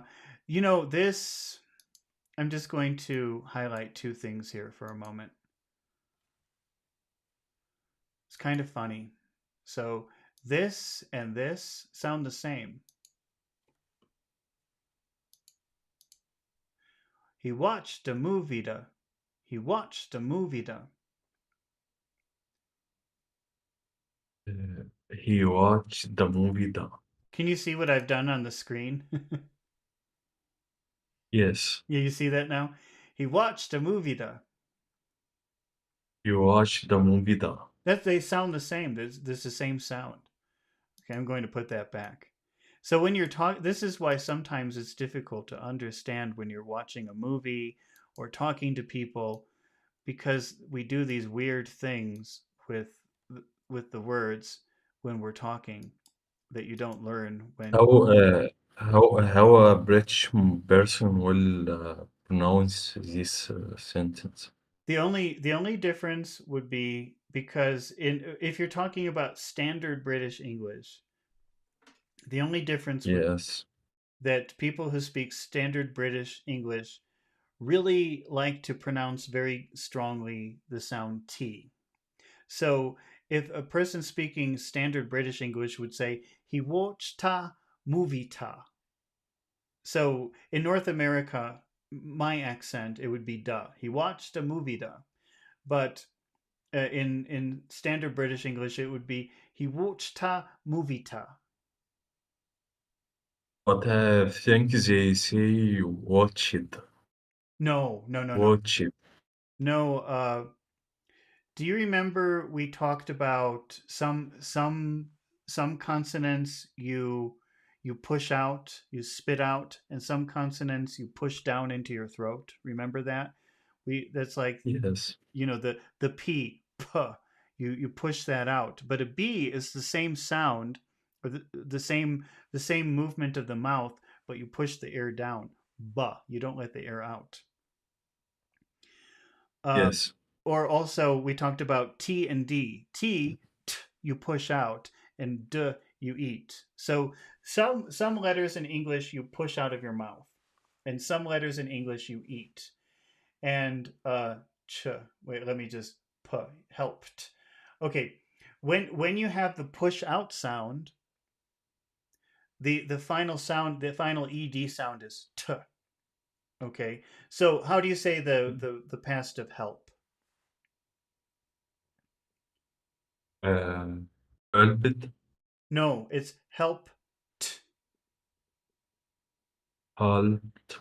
It's not. There's no extra syllable there. So when you say help, the final ed sound is just a t. Help. T. Help. hmm And you can tell because help. If you're saying help correctly, you can feel an explosion of air if you put your hand in front of your mouth. Help. Help. hmm any word that ends with air coming out of your mouth, if you put ed after it, it sounds like a t. There's no syllable there. It's help and then t. Yes. Okay, so if you say watch, watch, if you're saying it correctly, you should feel a lot of air pushing out of your mouth. Watch, What? watch. Watch. Yes, just like that. Can you feel the air? Watch. Watch. Mhm. That means if you put ed after it, there's never an extra syllable there. It doesn't matter which country. It's just a t sound after. So this is watch, t, Watch. watch, t. Watch. So it's never watched. That doesn't work. Yes. But in North America, we would say watch da, and in the UK they would say watch ta. They would make a big ta sound instead of a da. So there is a difference, Yes. but it's not adding a syllable. Okay, so let's try to say that whole phrase. He watched a movie to keep his. You watch the movie to keep this. Okay, and then what are the next three words? Mind of the. Okay, what do you when you say that, mind off the, mind off the, mind off the, mind off the? What do you think about the vowel sounds? Are they big sounds or little sounds? Mind of the small sounds. All of them? To keep his mind of the mind is long. Okay, yeah, I agree with you. Let's So here, this is our big, small, big, small, big, small rhythm. He watched a movie to keep his mind off the. This is like one word. You wa- Go ahead. you watch a movie. He watched the movie to keep wordplay. He watched the movie to keep his mind off the. Can you try the more typical duh? He watched a movie to keep his mind off to keep. Watched to keep. Watched a movie to keep. He watched the movie to keep his mind off. Yeah, mind off mind off the. Mind of the. Now, if we say the and argument, how would those two words sound together? I can't see. Can we make Oh, it sorry. up? My head is in the way. Wait. How about now? That should be better. If you say the Yes, word now it's okay, if you say the word the and argument, how should that sound when you combined those two words together? the argument. That's right. That's right. But don't forget that if you put two words together and one word finishes with a vowel sound and another word starts with a vowel sound, then you have to repeat the the first sound just to separate the two words so we can hear the two words clearly. So it's not the argument, it's the argument. The argument. You have to repeat the E of the to make it to separate the two words so we can hear both of them clearly. The argument. The Go ahead. the argument. Yeah. Do you hear that? The argument. Okay. And so when you say argument, where's the accent? Argument. First syllable. Okay. So I think, we'll just make this one very enormous vowel sound here and say the argument. The the argument. Hmm. He, The argument. yeah, and we want to be very aware of that big, small, big, small, big, small pattern. That's the rhythm of a typical English sentence. He watched a movie to keep his mind off the argument. He watched the movie to keep his mind off the argument. Can you try the more typical watched movie da? He watched the movie to keep his mind off. Right? Yeah, that's good. That was really good. He watched the movie to keep his mind off the argument. How do you think you would pronounce the next two words? With a friend. With is like one little word. With is, With this. with is, With this. with is. With this.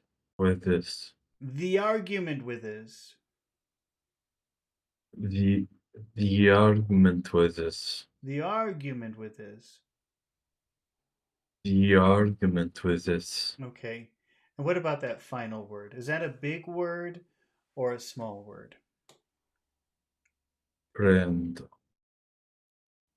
Uh, friend, I think is small word. Friend. Okay, is it friend? Is it friend or friend?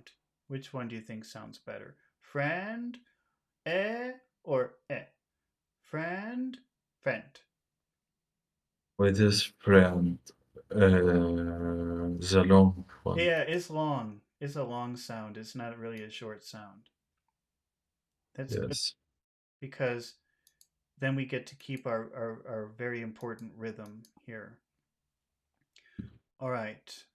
So let's try. Let's say that I'm going to say it one time, and then I want you to say it, but I want you to pay attention to trying to make the rhythm of big, small, big, small, big, small. It's kind of like, and each one will have equal spacing. So let's see. He watched a movie to keep his mind off the argument with his friend. He watched the movie to keep his mind off the argument with his friend. Okay. I will try another time. Go ahead. Go ahead. He watched the movie to keep his mind off the argument with his friend. Okay. He watched a movie to keep his mind off the argument with his friend. Say he watched a movie. He watched the movie. He watched a movie to keep his mind off the. He watched the movie to keep his mind off the. He watched a movie to keep his mind off the argument. He watched the movie to keep his mind off the argument. He watched a movie. The argument. The argument. I even heard you use a high tone. The argument. You used a high intonation there. He watched a movie to keep his mind off the argument with his friend. He watched the movie to keep his mind off the argument with his friend. Okay. All right. Now, if we were to divide this sentence into separate phrases, how many phrases do you think we could separate this into? He watched the movie to Okay. keep his mind off Okay. the argument with his friend. 3. Okay, so we have he watched a movie, and then what was the next phrase? To keep his mind off. Okay, I think that argument is probably attached to that idea, so maybe we should separate it here. I think that because when you say to keep his mind off, you need to mention an object. Like, what is the thing? Why does he need a distraction? Yes. The reason is because he had an argument. So I think that that idea of argument is attached to mind off. Does that make sense? Yes. Okay. So he watched a movie to keep his mind off the argument with his friend. And so if You are. go ahead, say it. Yes, I'm listening. Go ahead and say it again. You watch a movie to keep his mind off the argument with his friend. Watch the movie. Watch the. You watch the movie to To, keep his mind off the keep, the keep, the keep, to keep his mind that off the argument. you Go ahead. you watch the you watch the movie to keep his mind off the argument with his friend. Okay, is it whizzes or withis? With this Withis. Just pretend it's a D. with with this Yeah, like that. You don't have to get too complicated with it. You can just pretend it's a D. Withis. That's close enough. But it's better than whisses. It's better than whisses. Okay. So this first phrase, he watched a movie, is how do you want this to sound? Do you want this to sound serious or do you want it to sound friendly? friendly. Friendly? Okay. Which word do we have to make sound friendly? Watch it. Right, watched. What do you think is the most important word in that phrase? Usually it's one of the The noun. okay. Noun, Okay, yes. that yeah, I agree with you. What is the noun in this phrase? Movie. Movie. Okay. So how do happy, what kind of tone does a happy word have? High or low? Uh, Hi. Okay. But because it's the end of a phrase, we also have to make it to show that we're finished with the phrase, we have to make the tone go down. So the way that you say it is you start high and you finish low. Movie. Movie. Movie. Try to go moo higher. Movie. Movie. Movie. Movie. Okay. How does a phrase normally start? If you just have like a typical normal phrase in English, does it start high or low? High. It does because uh, the typical pattern for or the typical intonation for a phrase in English is to start high and then move down. Okay, so he watched a Yes. movie. He watched a movie. He watched a mo- he watched the movie. Okay, he watched a He movie. watched Go he ahead. watched the movie. He watched a movie. He watched the movie. Okay. All right. Now, if we move on to the next phrase, to keep his mind off the argument, maybe I better get rid of this E. That's getting confusing. That looks kind of confusing. Okay. Whoops. Okay. What do you think is the most important word in that phrase? This phrase will be serious. Okay, it's serious, but what is the most important word? The argument. Okay, the argument or the argument? The argument. The argument. Okay. So we don't really care about the word the. All right, we just care about the word argument. You want this to be serious? Yes. Okay. So let Because it's the argument. okay. Okay. And the previous one was a movie. Okay. Oh, wait. So it should be blue. So we'll make the whole word low. We won't do the falling like movie, which sounds kind of nice. We'll say argument, right? And Yes. but how should we start the phrase? Should we start the phrase also low? High. To Hi. keep. Okay, to keep. And then what we want to do is just slowly move down to argument. So to keep his mind off the argument. Argument. To keep his mind off the to keep his mind off the argument. Hmm. You know, I found that website I told you about that shows you the tones of your voice, but now they charge money. They didn't before when I was using it.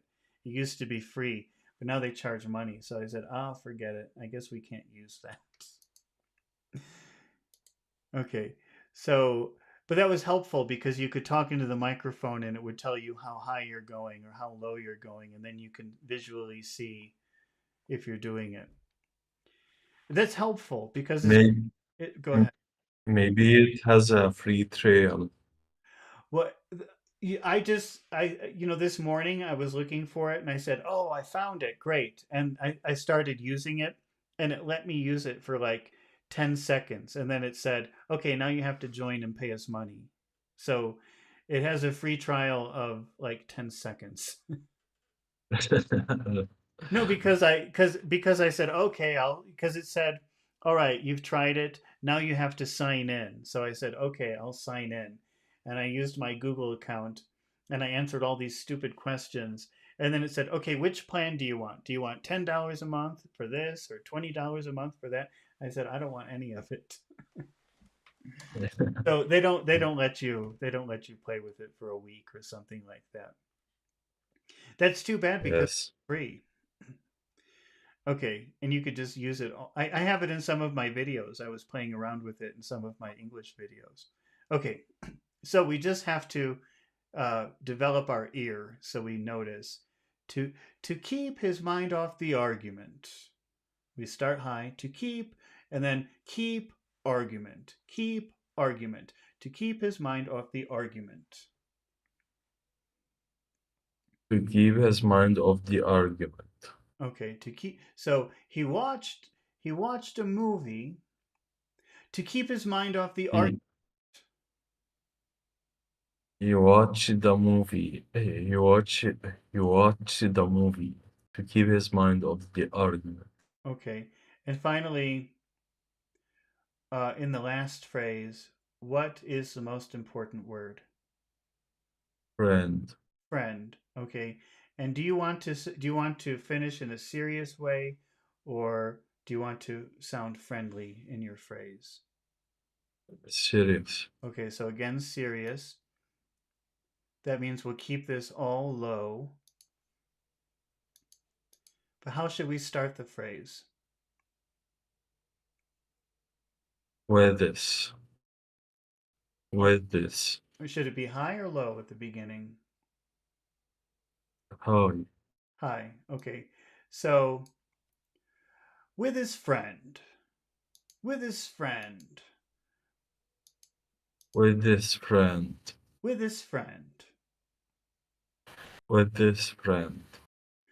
He watched a movie to keep his mind off the argument with his friend. He watched the movie to keep his mind off the argument with his friend.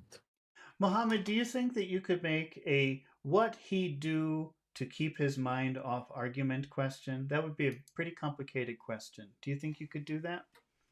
What he do to Yes. keep his mind off the argument? How will you do that? Uh, what did he do Hmm. to keep his mind off the argument with his friend? Oh, that was perfect. Okay.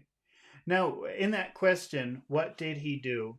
Let's just take that phrase. What did he do? What do you think is the most important word in that phrase? What Oh, did oh. what did he do? Now, so if it's an important word, how should it sound? What? What? Long.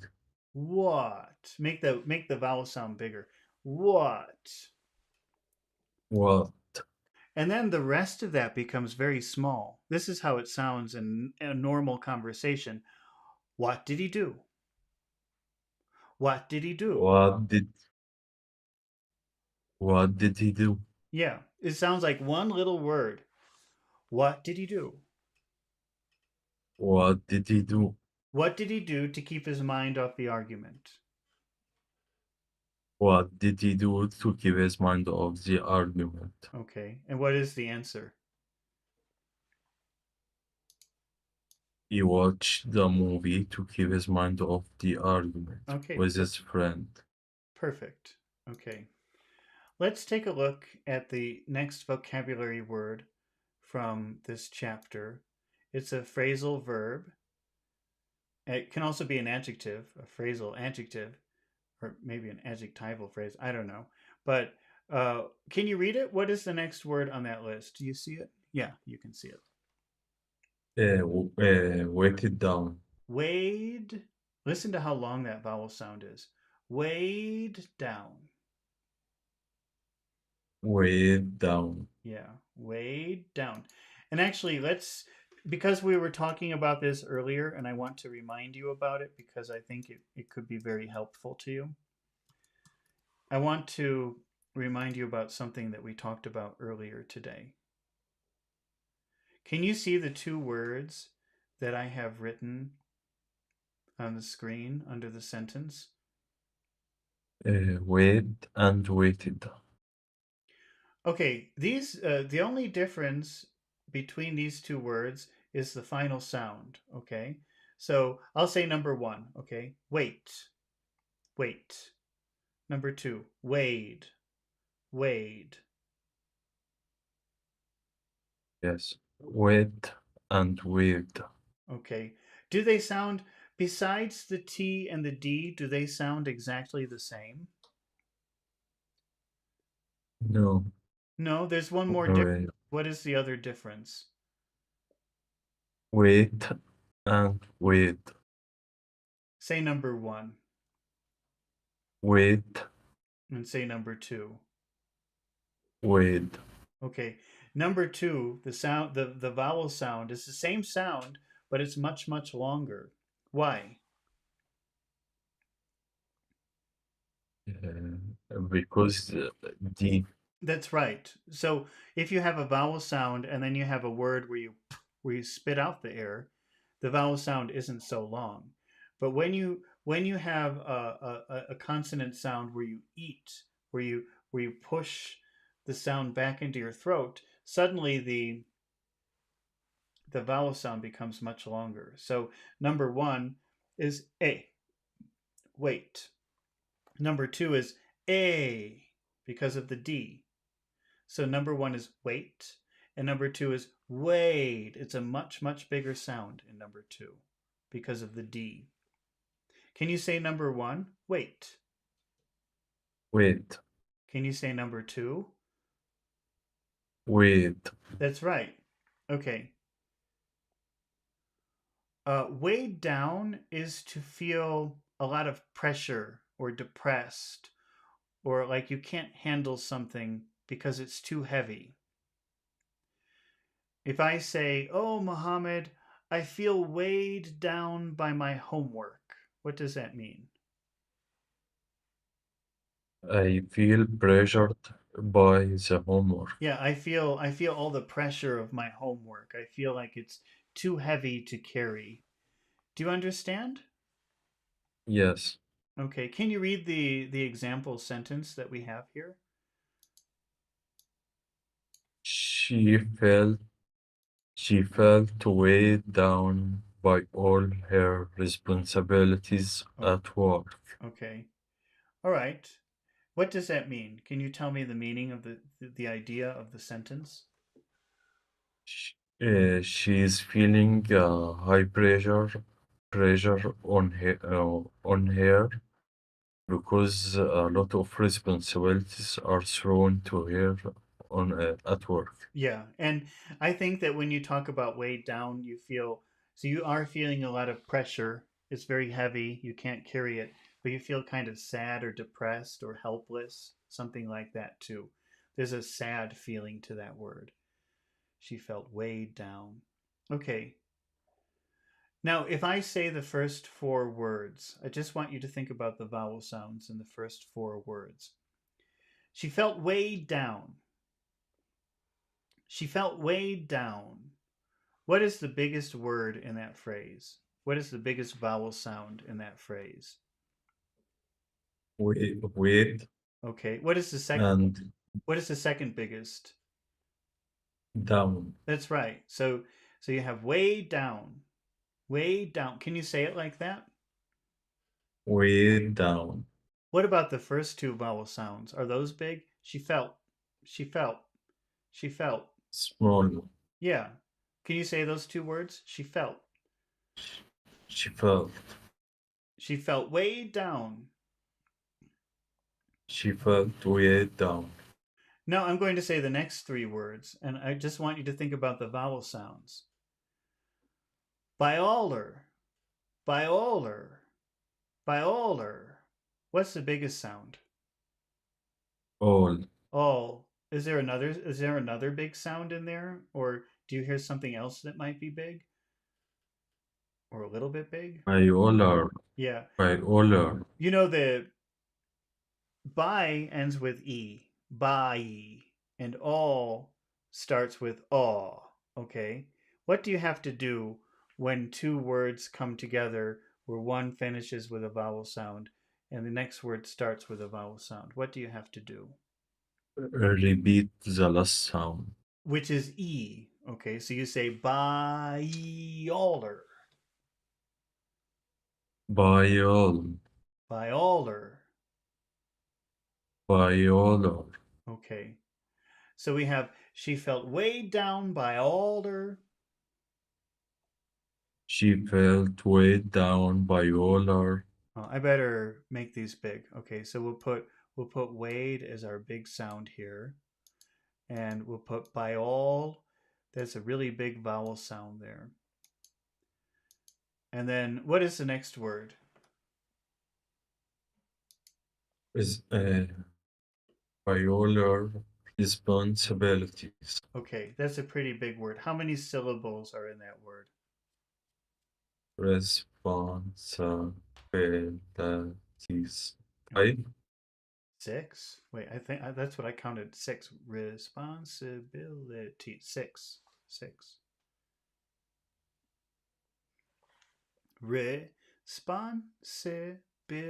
Responsibilities.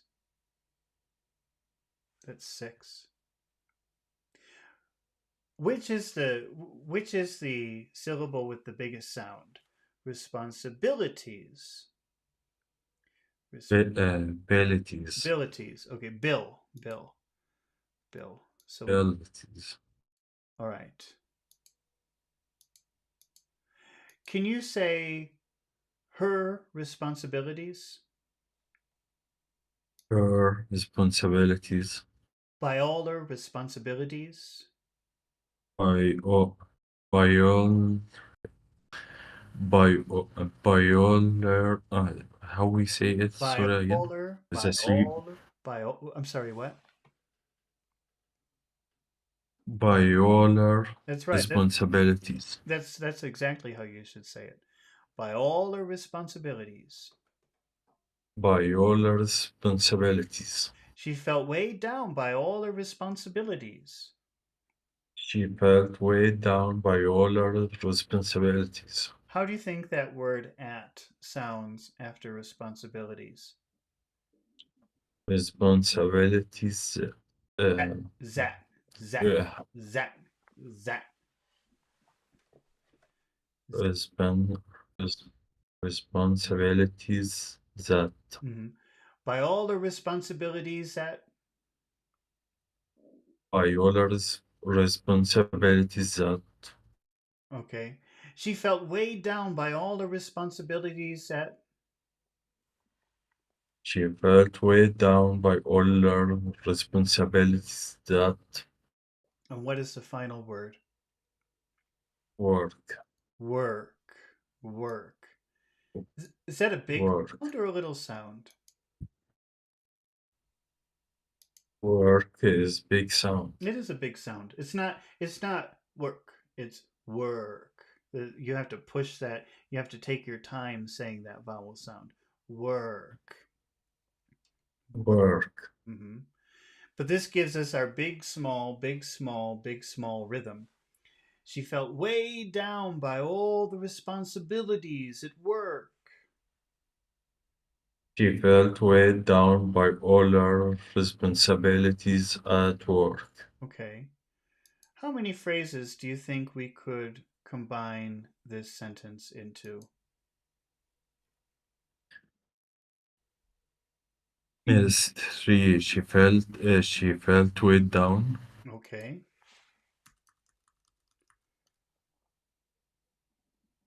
What is the next phrase? by all her responsibilities Okay. And the final phrase? at work. Okay. So if we take a look at the first phrase, what is the most important word in that phrase? Weighed down, down Well, and be it's weighed down. yeah. We've already kind of because if you look at how we've got it structured, you can visually see which is important and which is not. And in this case, it's Yeah, Wade. That's our big mountain peak in that phrase. Wade. yeah, Do you think this should yes, be weighed. Wade? And do you think this should be a friendly sounding phrase or a more serious sounding phrase? Serious. Serious? Oh, Mohammed, Yes. you're such a serious guy. Okay, and but how should we start the sentence? Should we also start that low? No. No. She felt weighed down. Yeah, because when you start, usually when you start a sentence or in English or a phrase in English, it will probably start high. So what we'll have to do is go from she to weighed down. She felt weighed down. She felt weighed down. Okay. Now in the next phrase, by all her responsibilities, what Sorry, in weighed down, we pronounce it with one D or we separate it you like we weighed down, yeah, weighed down. I think in Arabic you like to have double consonants, so you would say "wait down," right? That I think that's how Arabic sounds to me. I don't know much about that language, but it sounds like they like to have like your name is Muhammad, like you have to make a double sound, right? Yes, Yeah, but I don't think we. Sometimes that happens in English, but not here. You just use the same D. Way down. You don't have to say weighed down. You could, but that sounds unnecessarily particular. yes, yes. So so it's better just to say weighed down. Way down. Weighed Okay. down. So she felt weighed down. She felt way down. That's right. Okay. Now if we look at the next phrase, see now we have three words that have big sounds in them. So when I ask you which is the most important word, what do you think? Responsibilities. Yeah, I think it is responsibilities. And again, is this a serious sounding phrase, or is this, do you want to sound happier or more energetic when you say it? Serious. Serious, okay. So we'll make that blue. And what about how should we start the phrase? Should it also be low? Uh, by all their responsibilities. No, no, start high. Okay. Okay.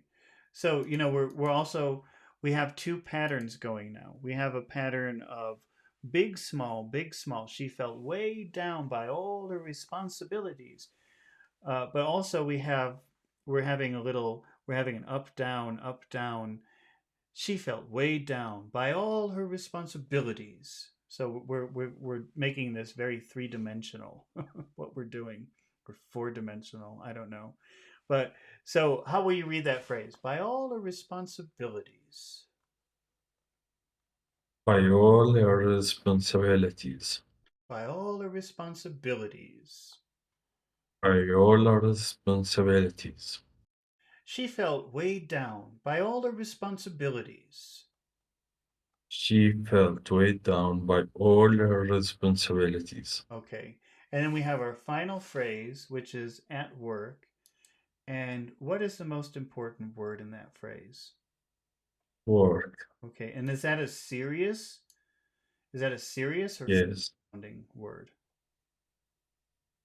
Serious. At work. All right. But we have to start high because you normally will start your phrase high, right? Yes. So At work. at work, at work, at At work, work. at work. So she At work. that's good. Well, okay, I'm saying at work, but I think in the phrase you would probably say at work. At work. I'm exaggerating. Okay, let's start from the beginning. She felt weighed down by all her responsibilities at work. She felt weighed down by all her responsibilities at work. Okay. You can say it like that if you want. It's an option. You could say at work, but probably in a regular conversation, people would say at work. I just happened to say it like that because I isolated that word for a minute. Okay, Okay. At work. at work. Can you make a how she feel at work question in the past? How did she feel at work? Okay, that's right. Now, in that first part, how did she feel? How did she feel? What is the most important word? How? Again, How? how. Can you say that word again? How? How? How. Ah-oo. Ah-oo. How? How? Ha. Can you say ah? Uh, Can you say ooh? Who, How? how, How? So you start with your mouth open and then you give a kiss. How? How? how, How? how, How? how, Okay. So that's our most important word, how. So it sounds like this. How did she?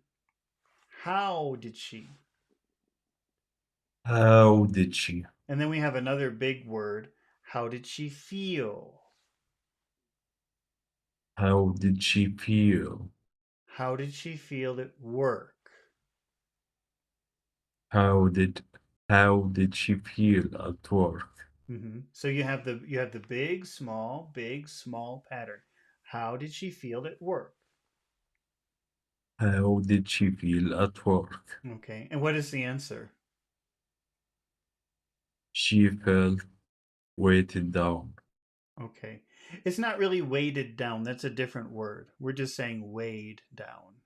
Weighted is a word, Weighed, but this is just weighed, not weighted. weighed down. Weighed down. She felt weighed down at work. Okay. I think this will be our last one. Let's just do one more. Okay. Okay. Have you seen this word before? Reassure. Reassure. That's it. Oh wait, let me move this down. You can't see it. Reassure. Have you seen that before? Reassure. Is it different from a short? That's a good question. I'm going to ask ChatGPT because there must be a difference, but I can't really explain it to you. Let me see.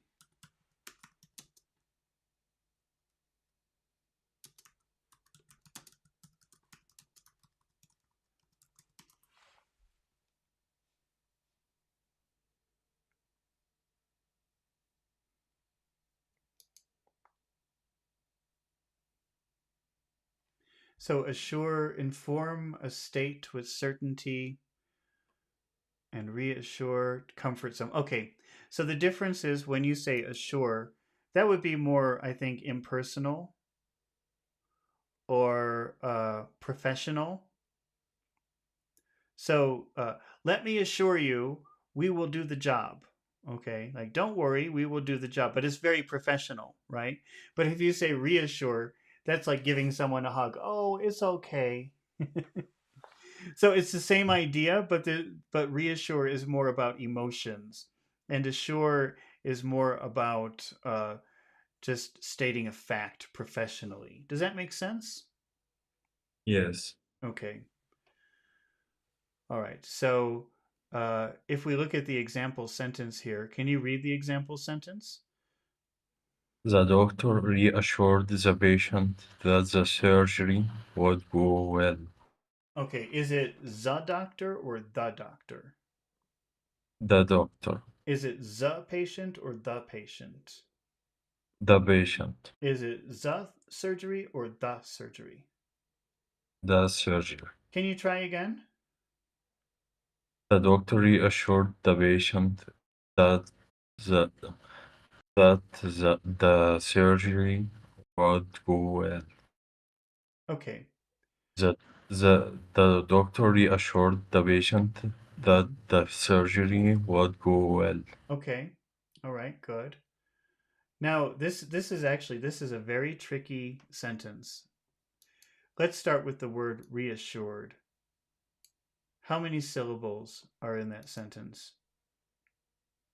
Reassured. Mm-hmm. 3. Reassured. Three. You're right. Now, the tricky part here is where is the accent? Reassured. Re word.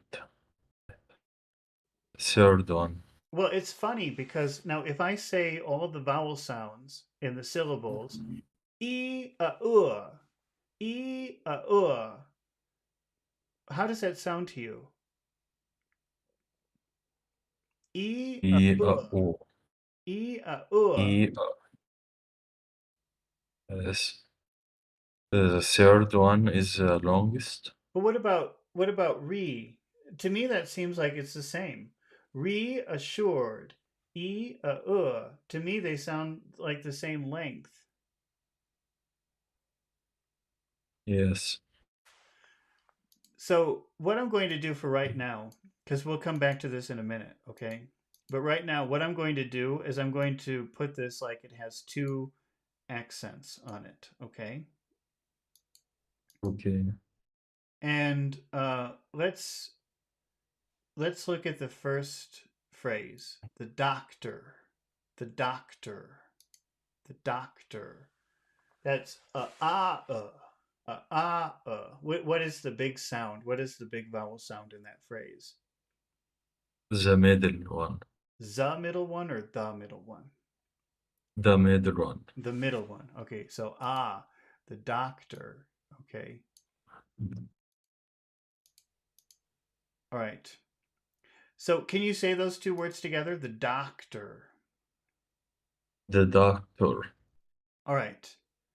So now we have the doctor reassured. You could say it like that if you want. You could say the doctor reassured. Can you say it like that? The doctor reassured. Okay.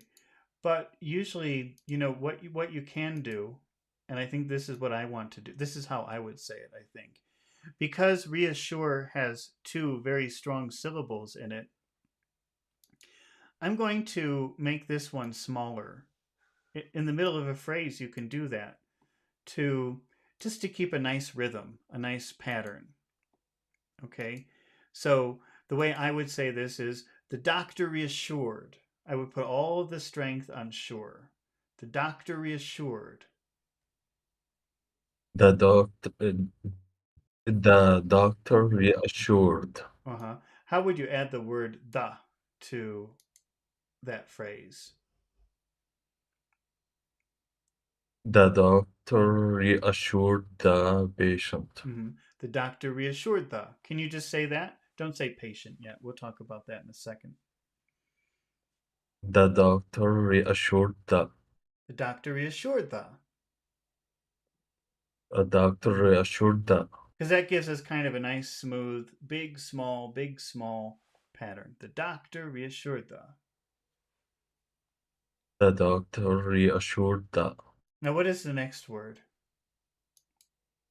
patient. Patient. Patient. Can you Patient. can you try to spit out more ear when you say pay? P, p, pay. Patient. Can you try to do it a little bit stronger so that you can feel the air coming out like you're spitting? Patient. Patient. Patient. Patient. How would you say the next three words? So we have patient plus that and the. How would they be pronounced together? Patient that patient that the Yeah, patient at the. Patient at the. Patient at the. patient that patient that Yeah, can you say that the? That the. that the Patient at the. patient that The doctor reassured the patient that the doctor reassured the patient that the doctor reassured the patient that the doctor reassured the patient that the Okay, is it patient or patient? Patient. patient Mm-hmm. patient All right. The doctor reassured the patient that the doctor reassured the patient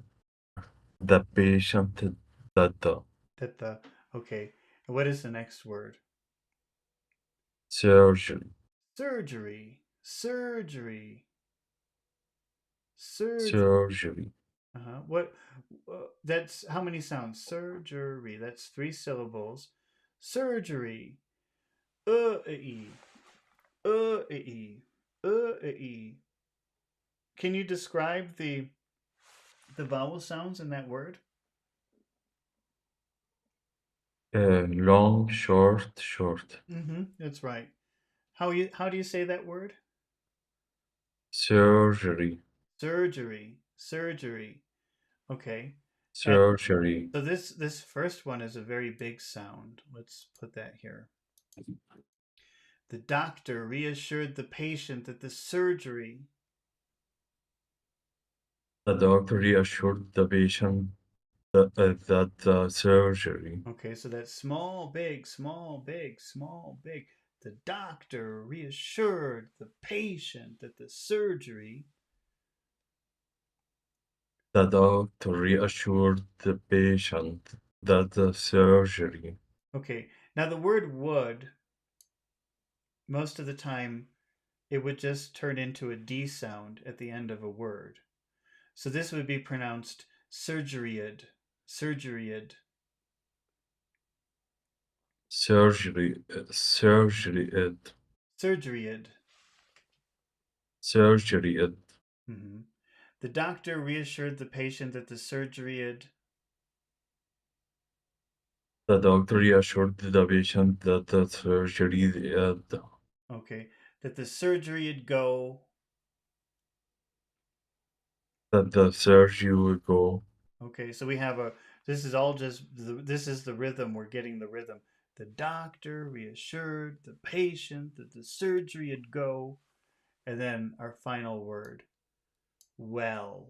Well, Well, is that a big? well, Is that a big sound? Well, yes. it is a big sound. Okay. The doctor reassured the patient that the surgery'd go well. The doctor reassured the patient that the surgery go well.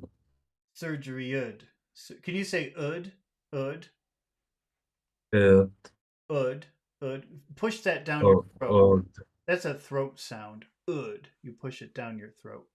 Odd. Ud. Surgery odd. Yeah, surgery ud. Surgery ud.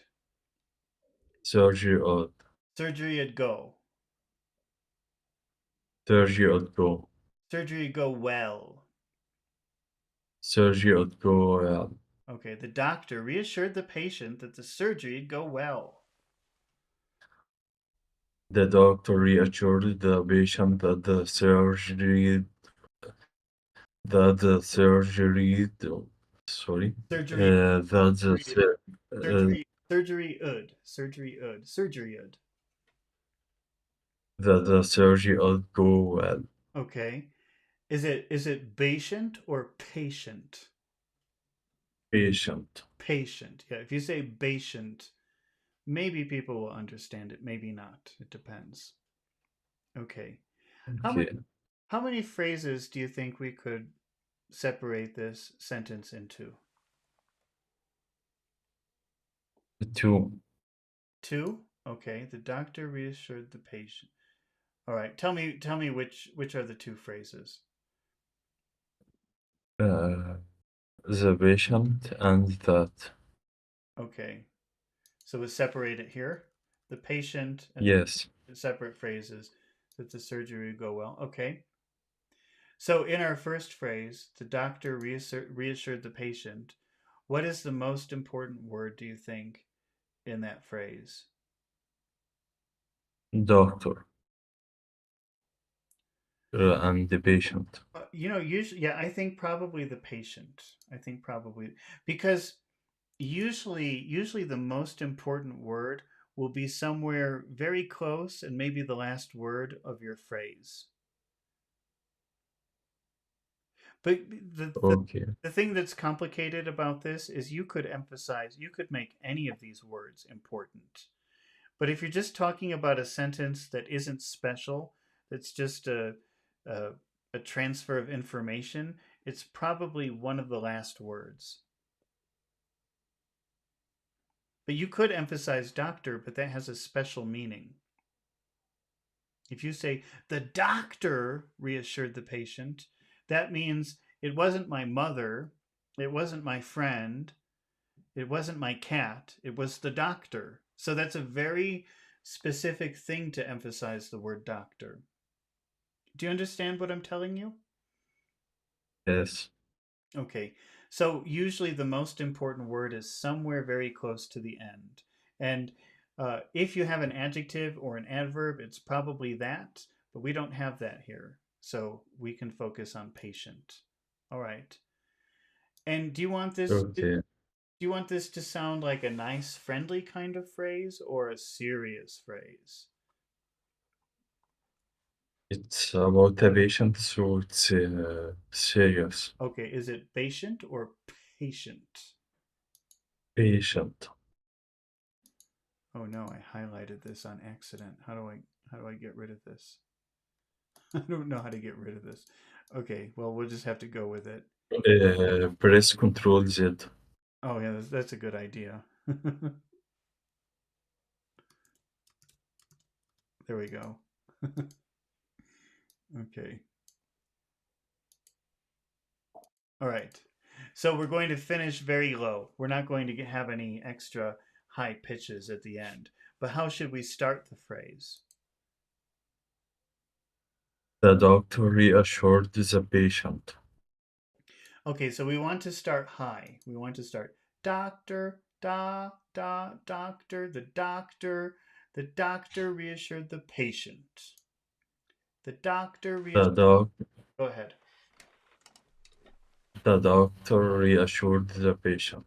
Okay. All right. Now, in our next phrase, what would you select as the most important word?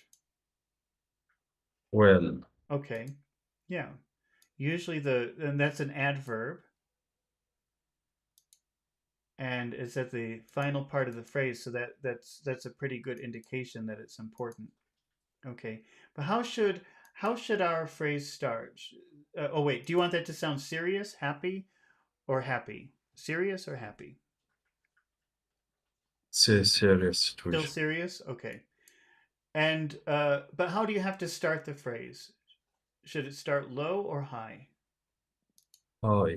High. You usually will start your phrases high. There's no rule to this. It depends on the situation, but in general, it's usually high. So you usually go from high to low, so that the surgery'd go well. That the surgery go well.